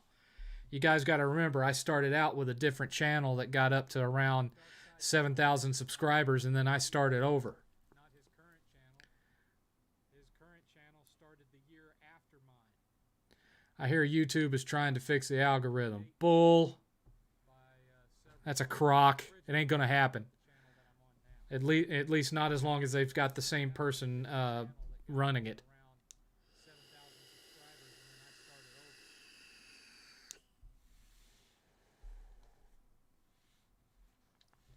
I hear YouTube is trying to fix the algorithm. Bull. That's a crock. Which browser do you usually use? Chrome or Firefox? Usually Chrome or Opera.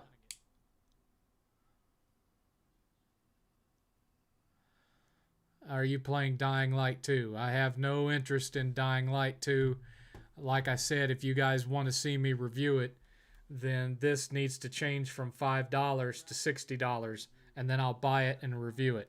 Otherwise, I'll get it when it's $20 6 months from now. Vox Machina, it's new on Amazon Prime. Yes. The first 3 episodes are on there so far. I believe it's made by the same studio that made Invincible. So if you like Invincible, you ought to like this show. Are there any games you're looking forward to? God of War.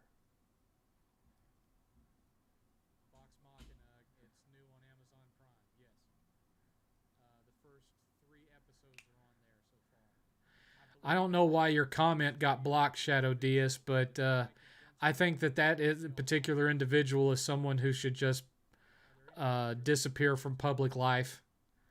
You know, might as well just hedge his bets at this point. What would it take for you to get back into watching pro wrestling?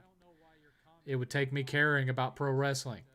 It would take characters that are actually interesting, storylines that have actual weight and consequence, that they let build over months instead of having too quick of a payout just to try to get a quick little temporary ratings bump. Basically,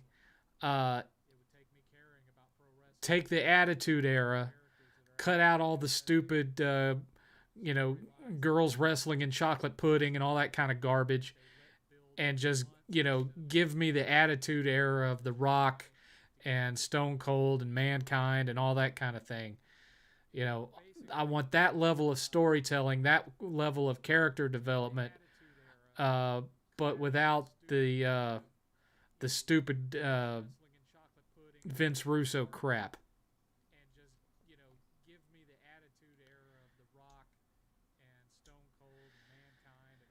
Yeah, DSP's stream has basically just become, please pay my bills. Please pay my bills. I can't stream if I can't pay my electric and internet. Please pay my bills. Wings of Redemption, too. Have I ever seen the anime Welcome to the NHK? Isn't that the one where it's a guy that's like an otaku? What's the other word? Hikikomori. He's like never leaves his apartment. He just sits around and plays hentai and reads manga all day. And some weird, quirky little girl, teenage girl, takes it upon herself to reform him, and it becomes her personal mission to get him back into active society. Isn't that the one you're talking about? Because if it is, I've already seen it.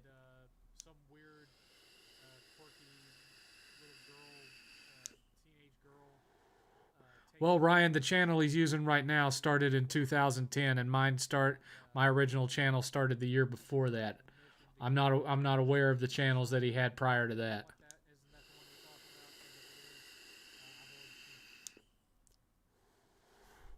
Never mind the fact that DSP was never a part of our community.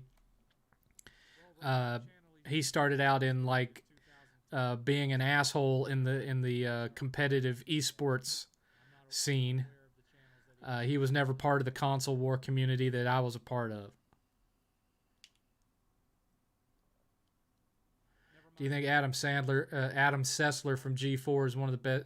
Adam Sessler is a joke, and I think he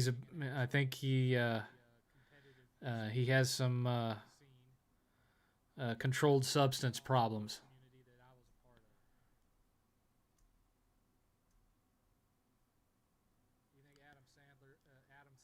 Do you think wokeness in pop culture will get worse? It'll get worse before there's an eventual backlash. I mean, the backlash to a small degree is already starting with the popularity of the Snyder Cut, this new show Vox Machina, manga exploding while American comics wither and die. You know, the evidence for it is there, but it hasn't hit critical mass yet. Seventh, is dialogue in movies and shows supposed to sound unnatural to be good dialogue? No, because if that was the case, then the dialogue of every movie would sound like your typical M. Night Shyamalan film, and you don't want that.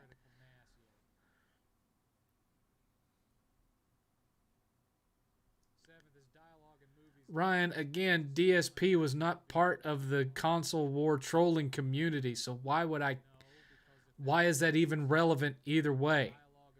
Again, you're coming across as trollish. Black Bond was in that community. DSP was not. Ever.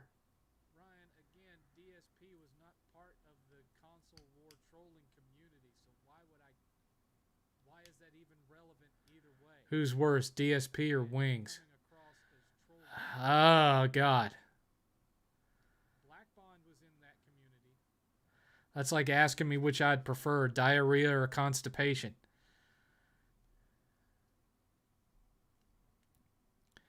G4 TV is going downhill fast. It never made it to the crest to begin with, wannabe. Oh, God. No, Sessler was never the best. He just had good writers. That's like asking me which I'd prefer, diarrhea or constipation.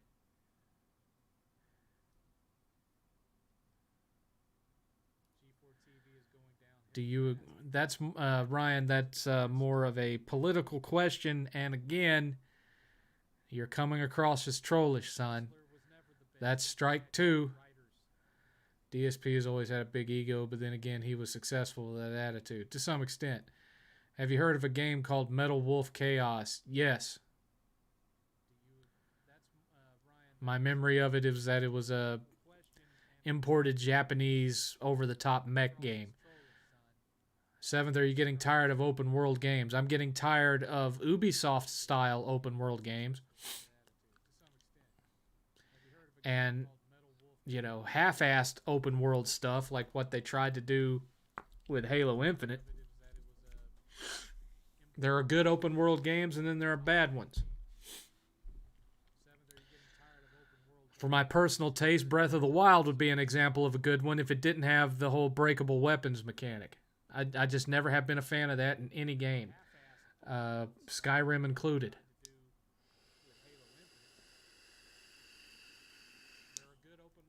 Matrix 4 was terrible, yes.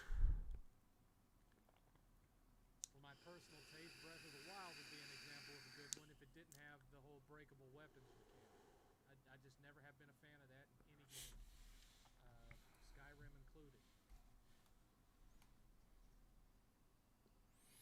Matrix 4 was terrible, yes. Ubisoft is nails on a chalkboard. Yeah. I mean, they've had the same kind of problems that Activision has had.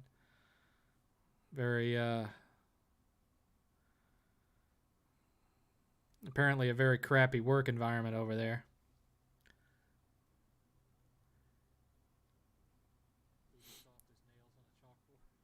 Halo Infinite was 5 hours of wasted potential.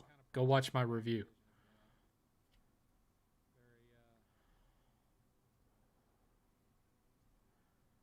And as a reminder, wannabe, it's not on this channel, it's on the new channel.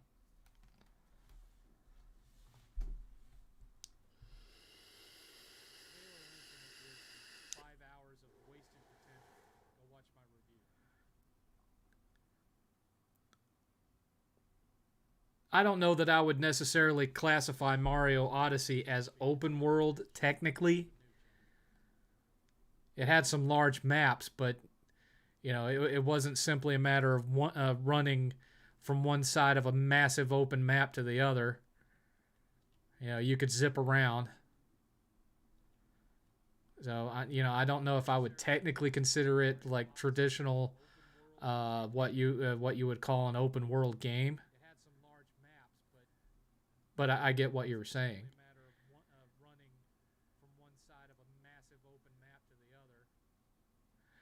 I liked Ghost of Tsushima. Yeah,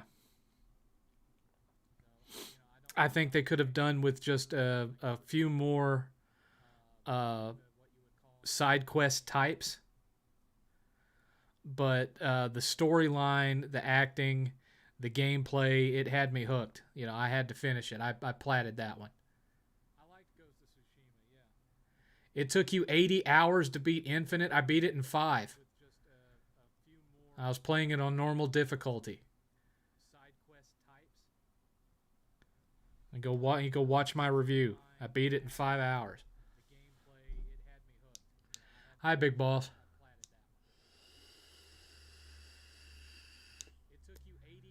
Well, Solid Rev and his son aren't me and Eighth.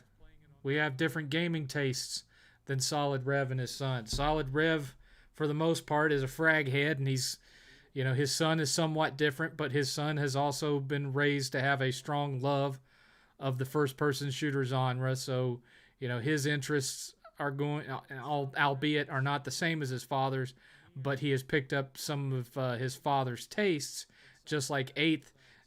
His preferences are not the same as mine, but he's picked up some of my tastes. So, it doesn't really matter to me whether Solid Rev liked it or not. And he knows that I made that video, and he doesn't care that I don't like it. That's the way it goes. Playing Tales of Arise, great game so far. I have it, but I haven't started it yet. I had to turn down the difficulty because the hammer boss swamped me. The trick to the hammer boss is just grappling back and forth past his area of reach. You grapple all the way to the end of the hall. You turn around, you get a couple of pot shots, then you grapple around him and go back to the other end of the hall, and you just keep doing that until he's dead. That's the easiest way to beat him.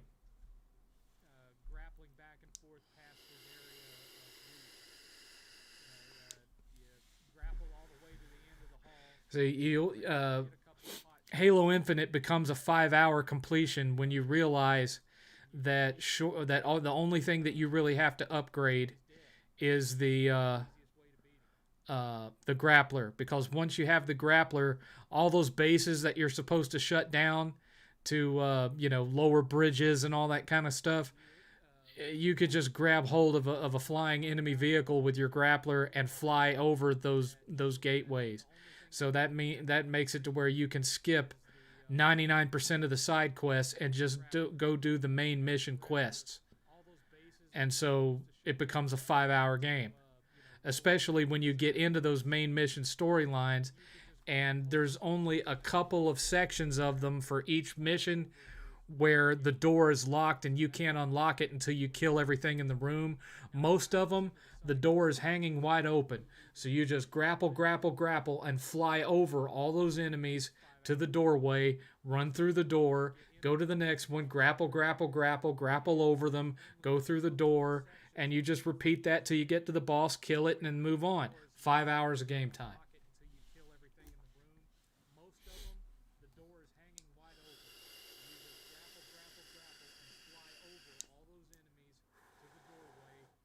What's better, Dante's Inferno or Marlowe Briggs and the Mask? I don't know Marlowe Briggs. I'm not familiar with that. Did you like Life is Strange? Absolutely not. Killzone Shadowfall was a Halo ripoff. No, Killzone Shadowfall wasn't a Halo ripoff. Killzone Shadowfall was a Crysis ripoff. They tried to go for the Crysis vibe, and it didn't work.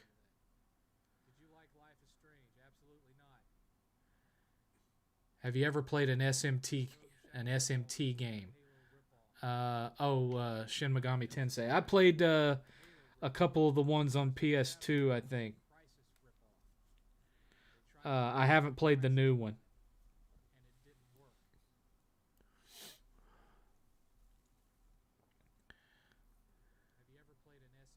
Killzone doesn't feel or look anything like Halo.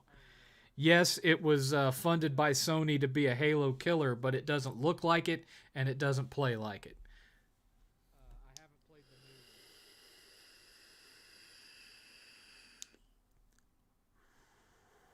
Seventh, who was able to play guitar first, you or your buddy Jeff? Jeff is older than me. He's like 7 or 8 years older than me, so he was playing guitar before I was. I don't remember Metroid ever competing with Halo or Killzone because the Metroid Prime series was a totally different kind of experience than either one of those. Why didn't you like Life is Strange? Because it's a walking simulator, and walking simulator / point and click adventure title. And while I like some of those, I didn't particularly care for that one because it was very dull and slow. I tend to gravitate towards point and click adventure titles that have a lot of absurdist humor in them, whereas Life is Strange is more of a straight up drama and a teen drama at that. Uh, I tend to like stuff like Day of the Tentacle or that new game that came out a while back, the Procession to Calvary. I like that kind of stuff with, kind of dark and absurdist humor if I'm going to play a point and click adventure game.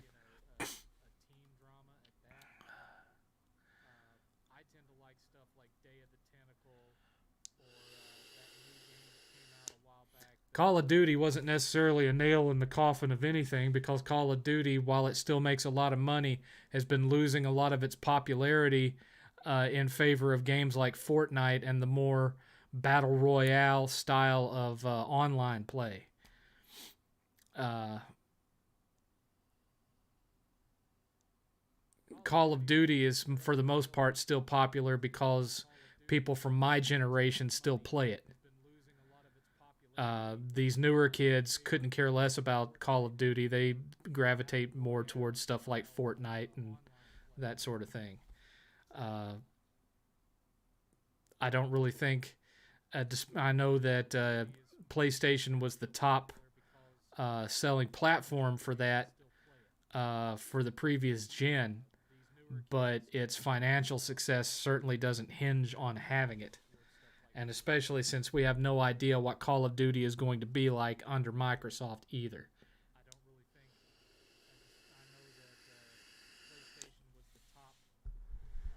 Who's your favorite YouTube reviewer on YouTube at the moment? Probably. God, how do you even pronounce his name? He's a British dude. Let me look at my history. Kadikarus. I really like his stuff. He's funny.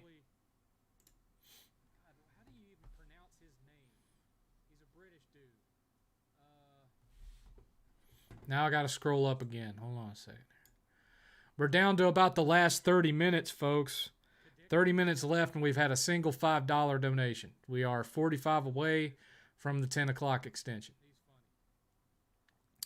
Let's see here. Do you have the Crisis Trilogy remastered? No, and I don't care to. Would you say mastering guitar is more sophisticating than getting good at piano, harmonica, sax? Mastering any musical instrument is a challenge.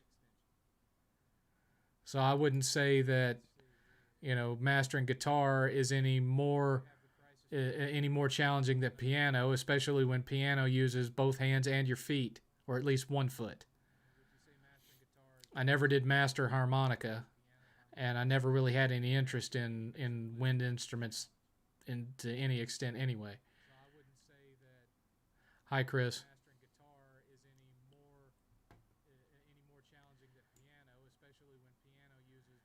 Do you still recall what your favorite PS1 games are? Mostly RPGs. Alundra, Final Fantasy, uh, Legend of Dragoon, some of the strategy RPGs, like Final Fantasy Tactics, Vandal Hearts, that kind of stuff. Cardia. And then I liked other stuff like Vagrant Story and that kind of thing. But I was mostly into RPGs as far as PlayStation was concerned.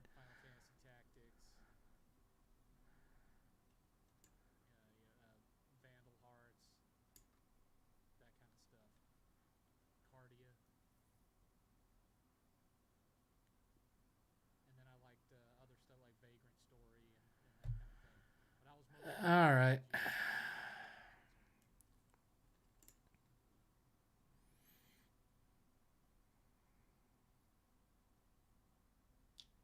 Will you review Killzone Shadowfall?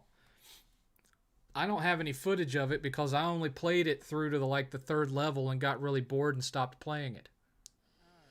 I'd have to go back and replay it to do a review of it. And would anyone really care about my opinion of Killzone Shadowfall at this point?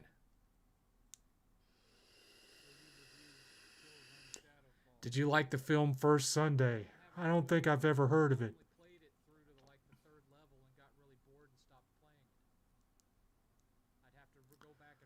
Only thing Xbox is dominating is last place.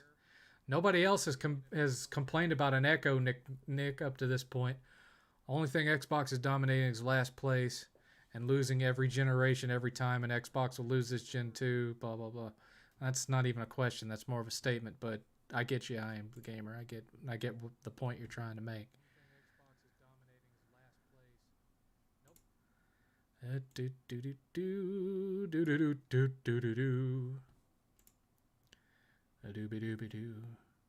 Finally reached 100 subs on my channel. Good going. Good going.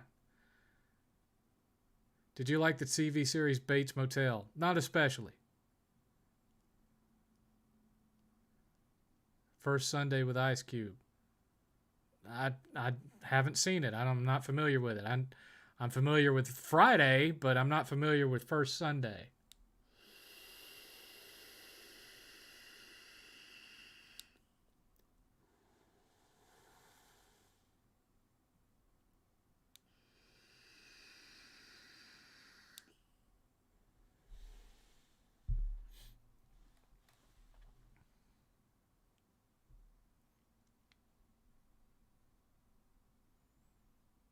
Well, I don't know what would be causing an audio echo because I only have one mic hooked up, and that's the one in front of me. Did you like the newest episode of the Book of Boba Fett? Yeah, because Boba Fett wasn't in it. That might as well have been episode 1 of the season 3 of The Mandalorian. Did you like the 1978 movie Taxi? I haven't seen a movie from 1978 called Taxi. I've seen Taxi Driver, but not Taxi.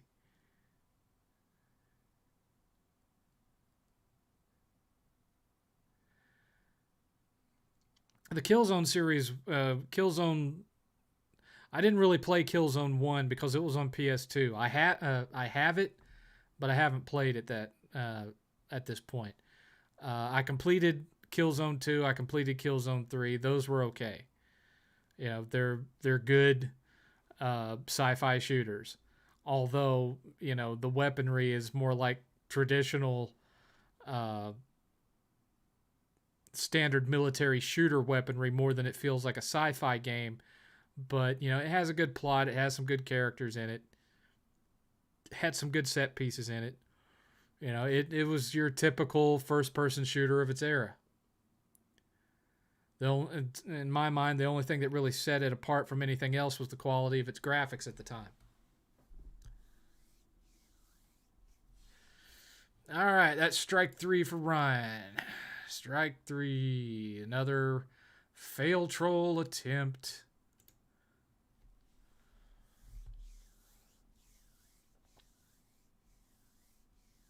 What is your favorite Spider-Man cartoon? Well, you got to remember, Nick, I'm old as hell.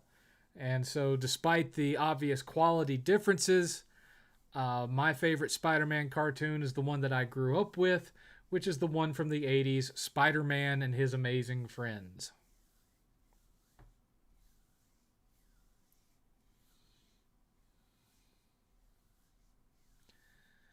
Do you like Star Trek Discovery? No. In fact, I've recently canceled my Paramount Plus plug-in for Amazon Prime because uh, that show was so bad that I've felt no need to have Paramount Plus on my account. You know, we weren't getting Jackass 4 day and date, so there was no point in me keeping it. Seventh, do you like Elijah Wood as an actor, and do you think his voice is cool? I don't know about his. I don't really have an opinion about his voice one way or the other, but yeah, I think he's a good actor. Would you rather have a Killzone revival or a Resistance revival?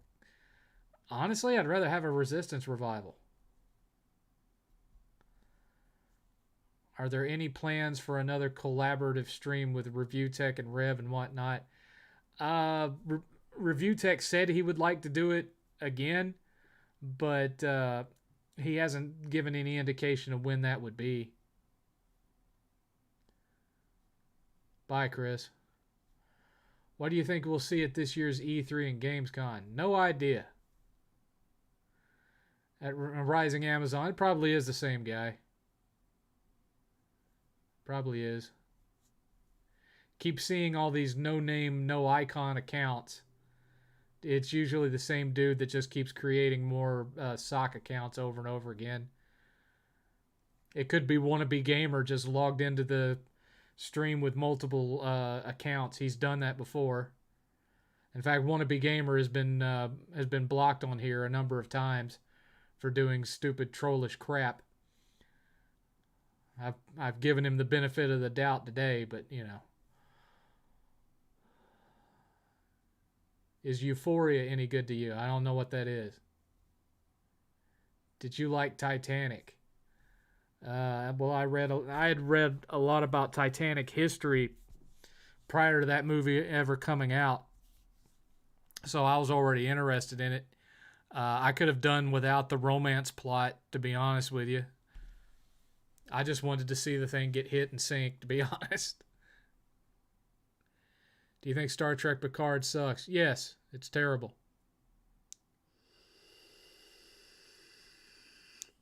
Which early 7th gen JRPG do you find underrated? Early 7th gen. We're in 9th gen now, so you're talking like 360 PS3 era? Folklore. Folklore was very underrated. Needed trophies, though. 7th, we discussed Black Cauldron possibly being remade as a potentially good Disney remake, but would it be good if it was as dark as The Lord of the Rings? It would have to be dark. If they try to Disneyfy it and make it cutesy and crap, it's not going to be worth a darn. But I don't think they should remake it as a movie. They should do it as a series because the Black Cauldron represented just little bits and pieces from an entire series of novels called The Chronicles of Prydain. So that's something that they could turn into their own, Game of Thrones' show, although it's not as bloody and violent and explicit as Game of Thrones is.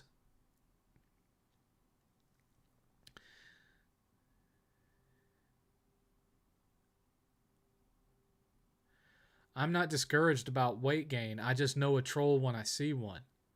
I wasn't even talking about weight gain or weight loss. You want to end up like the other guy, you keep on doing it though. I don't freaking think so.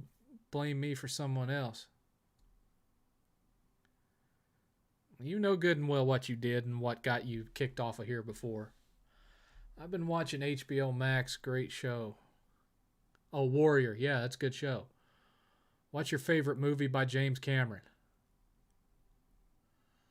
Huh.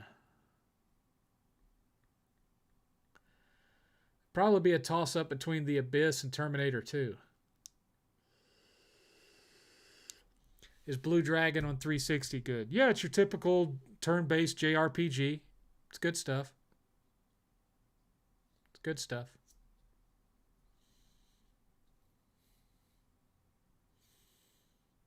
Yeah, MGK Retribution. I don't need a plot synopsis of Titanic.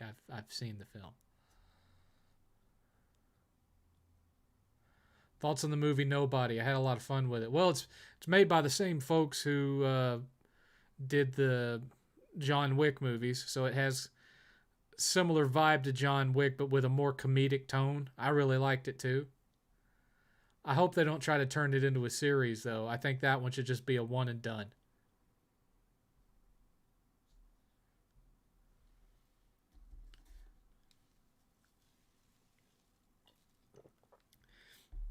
I'll watch the first episode of the Last of Us show, and I'll give it that benefit of the doubt. I'll watch the debut episode of it, and if it's good, I'll watch it. If it's not, that'll be all of it that I watch.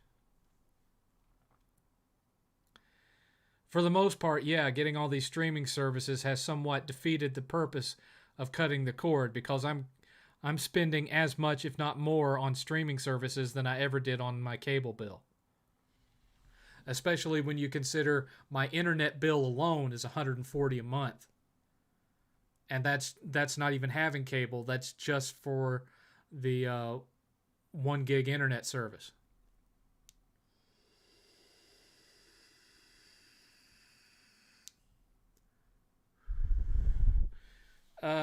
No, Shadow, I don't unban people after I ban them. They just make new accounts, and then I decide whether or not to ban their new account too.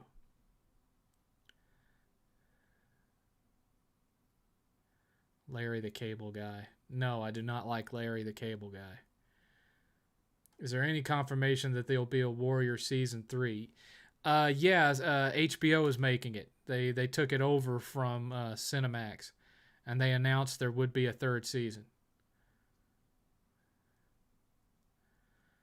We're down the last 20 minutes, folks. 7th, throughout most of my youth, I've always turned to gaming to escape scary and dark moments.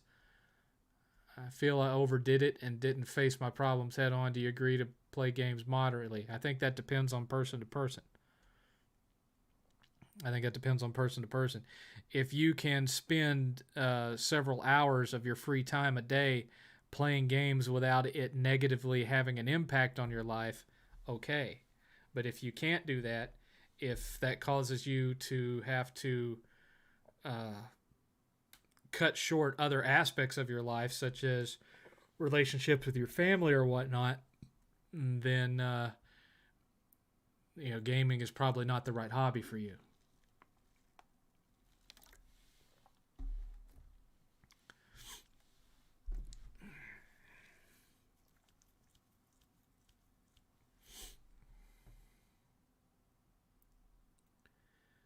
When do you think there will be a PS5 Slim? 2024 maybe? I have a bad feeling about the Last of Us TV show because there hasn't been anything of it shown aside from some leaked photographs.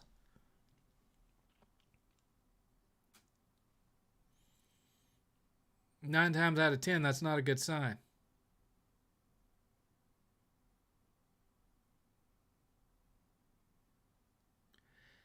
€10 every 3 months. Well, that's only 100 meg per second. I'm paying for 1 gig per second, but it's pretty fast internet.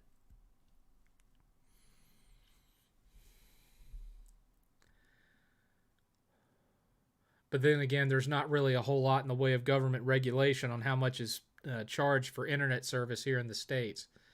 These companies can charge damn near whatever they want for it.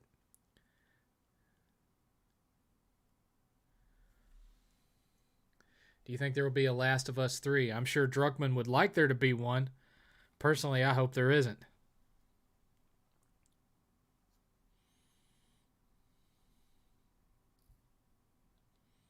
In fact, I would prefer for Druckmann to get so enamored with the process of creating The Last of Us as a show that he leaves Naughty Dog and never comes back. Let Hollywood have him. He's done enough.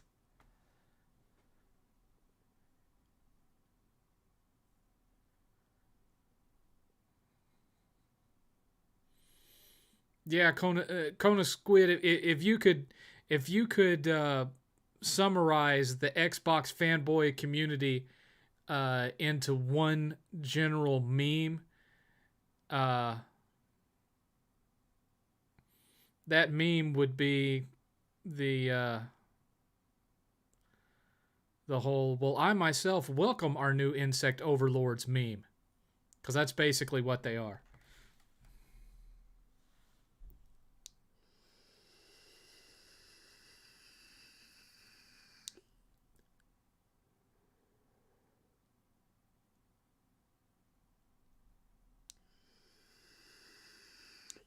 No Ultra Steel. I don't know anyone that's had that situation.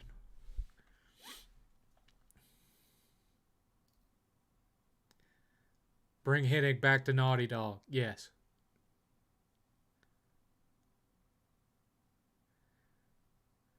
People are saying Forspoken looks bad. The frame rate needs work, but I have hope for it. We'll see. We'll see. I try to reserve judgment until I've actually played it. That's not always the case though, such as with the leaks from The Last of Us 2. Yeah, when I started seeing some of the plot leaks and seeing where the story was going, I knew I was not going to like that game.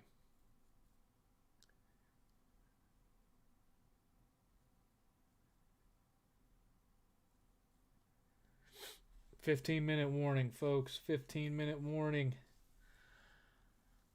I don't think we're going to break the streak of not extending anytime soon.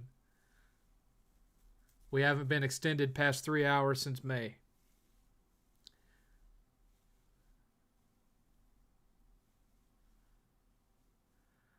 Wannabe, you are so bad at trolling. God. I'm surprised General MLD hasn't made a video on Microsoft buying Activision.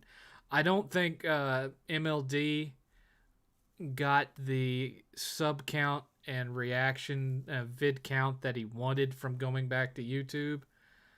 I think he's lost some of his enthusiasm for his return to YouTube, and he's kind of sticking with Twitter. He hasn't come out and said that, but that's just the vibe I get.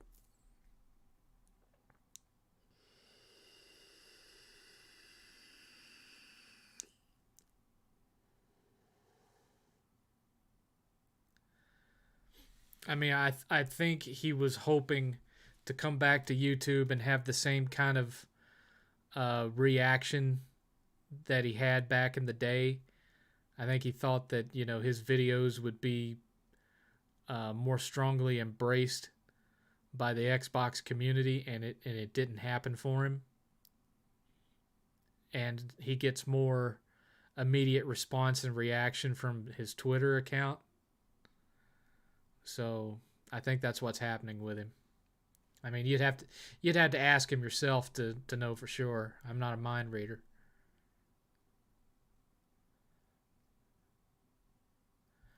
What's MLD doing for a living? I have no idea. I know he's college educated. That's about all I know. I want to say that it's business related, like maybe like a financial advisor or being in banking or something like that. I don't really know. I just know that he had to go to college and he got his degree.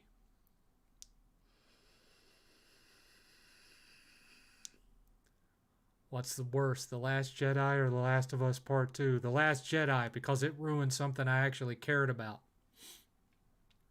7th, should Disney's reboot of Alien stay away from the original first two movies? It shouldn't be rebooted at all.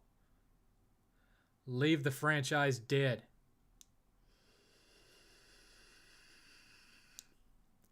Which do you prefer, YouTube or Twitter? YouTube.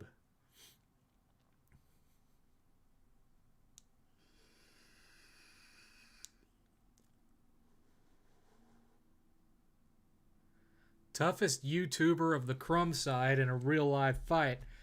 Uh, Honestly, that would probably be Solid Rev. It would be Solid Rev.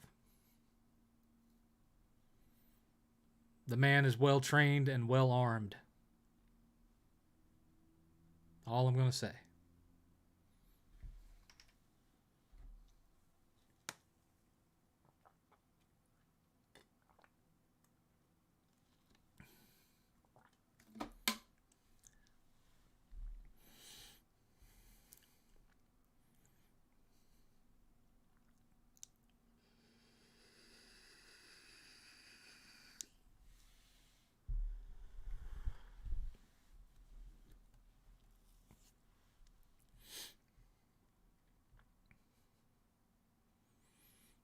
Knowing the way Rev is, if one of these guys that's always, threatening to go to somebody's house actually showed up on his front porch, he'd probably get 2 in the chest and 1 between the eyes before the dude even had a chance to ring the doorbell. I'm just saying.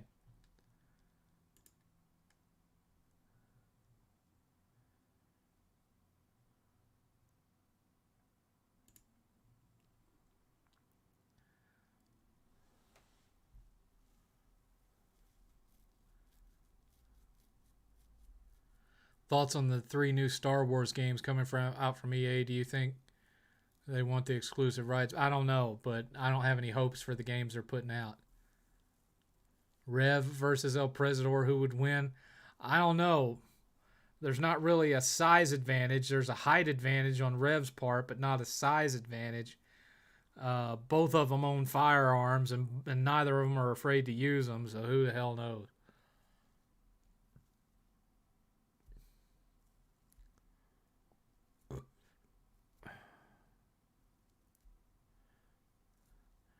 Baron is trained on how to take a fall.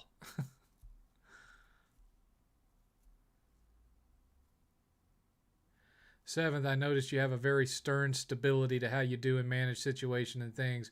Like if you don't feel like doing something vital, you do it anyway despite being bored or hesitant. It's a work ethic. It's just a work ethic.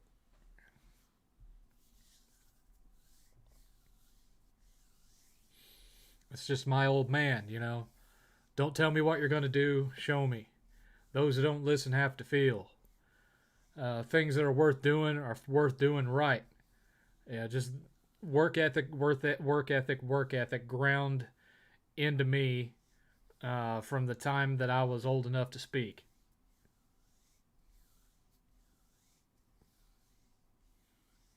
That's all it is.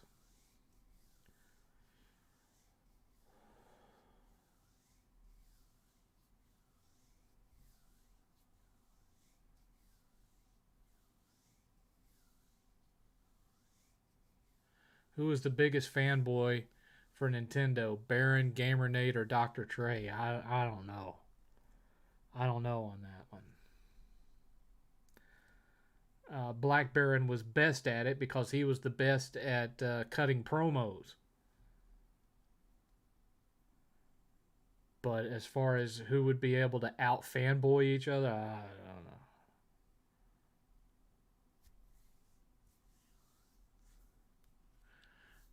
Baron knows how to conduct and sell himself in front of a camera. It doesn't matter whether he actually knows what he's talking about or not. He can convince people that he does because he's good at cutting promos.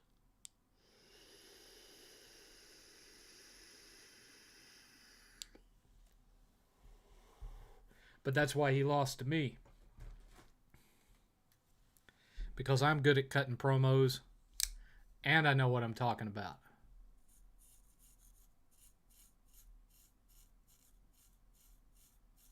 I was the 1-2 punch for him. And he honestly didn't expect some Tennessee hillbilly who had never been in a wrestling ring to be able to out promo him, and he got caught off guard. I don't know Smokey Dog, so I couldn't tell you one way or the other.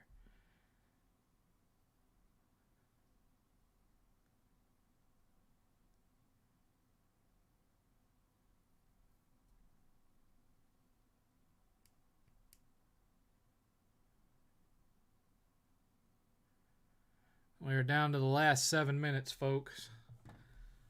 7 minutes left. Wait a minute. What we got here?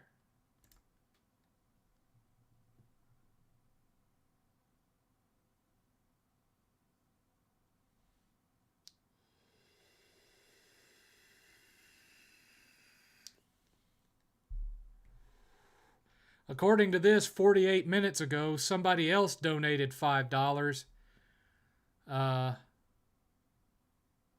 But I can't say who it is because it's showing me that it was paid to my Streamlabs, but the name that it's showing me doesn't match with what I see on the screen here.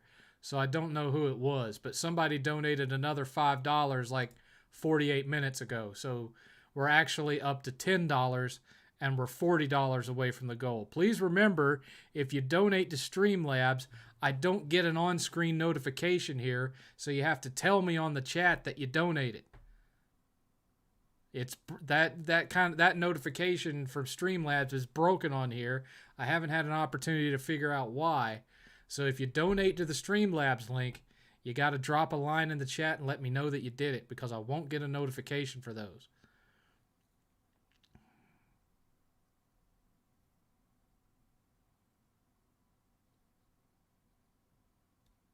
Do you think young people these days are complaining too much that work is too hard? Yes.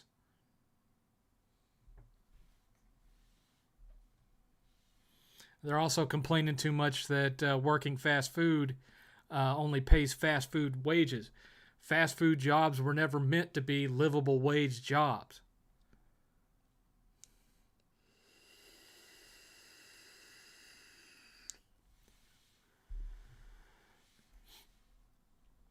They're just not. They never have been.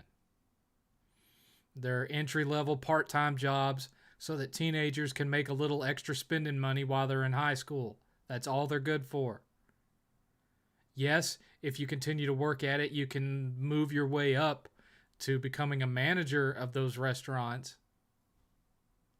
But, making pizzas at Pizza Hut, flipping burgers at McDonald's, those were never meant to be a job that would pay enough for you to have your own apartment, your own car, pay all your electric bills, your groceries. That's an entry-level part-time job for a high schooler. It's not meant to be a career. A grown person should not be flipping burgers for 5 years at McDonald's. That should not exist.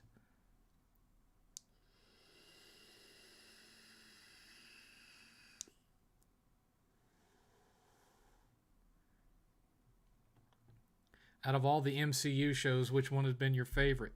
Hawkeye, honestly. Hawkeye was fun.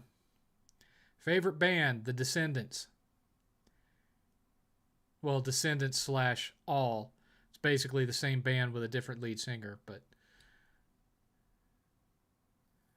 Toughest wrestler in a shoot fight? I have heard that that was that what was his name, that Samoan wrestler, he was in both the WCW and WWE, the one that when he was in the ring he would be like, oh, I can't remember his name now, but everybody in both of those promotions was scared to death of him. Can't remember his name though. Bobby the Brain used to manage him, but I can't remember his name. Someone donate. We need more time. Sorry, Brody. No one's going to donate $40 in the next 3 minutes. That's not going to happen. Do you like the GTA trilogy? It's all right. I don't like the remastered that just came out. Any thoughts on that anti-work subreddit? Yeah, it's a joke. 7th, do you know anyone who worked at GameStop? I've known a few, yeah. Thoughts on Brock Lesnar? He's a beast. Yeah, that's him, Classic Krusty. Haku. Everyone was scared to death of Haku. You ought to just look up on YouTube other wrestlers talking about Haku. They were all scared of him. Because apparently he legit, on more than one occasion, royally effed some guys up. No, not Sabu, Haku. Sabu is not Samoan.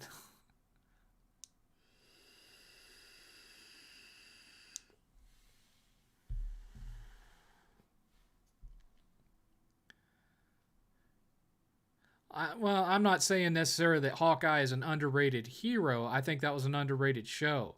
I think a lot of people crapped on it because they felt that too much focus was on the girl in that show. But I thought it was a pretty fair mix, and it was just a fun show with a really good sense of humor, and it had a lot of good callbacks, like having the Kingpin in it and what have you. 1 minute remaining, everybody. 1 minute remaining. Now, like I said last week, 2 minutes after, 2 or 3 minutes after the 7thCast ended, somebody donated $20, which still wouldn't have gotten us up to the goal. But don't be that person. If you've got 60 seconds, if you're gonna do anything. No, Haku was not Rikishi. They were two different wrestlers.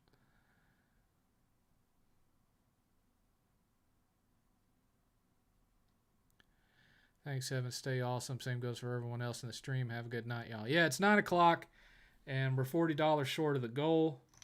Seems like $10 is going to be the norm for the foreseeable future, guys. Which that's fine. You get 3 hours of free entertainment. That's more than enough. So I'm gonna get off here and go do something else.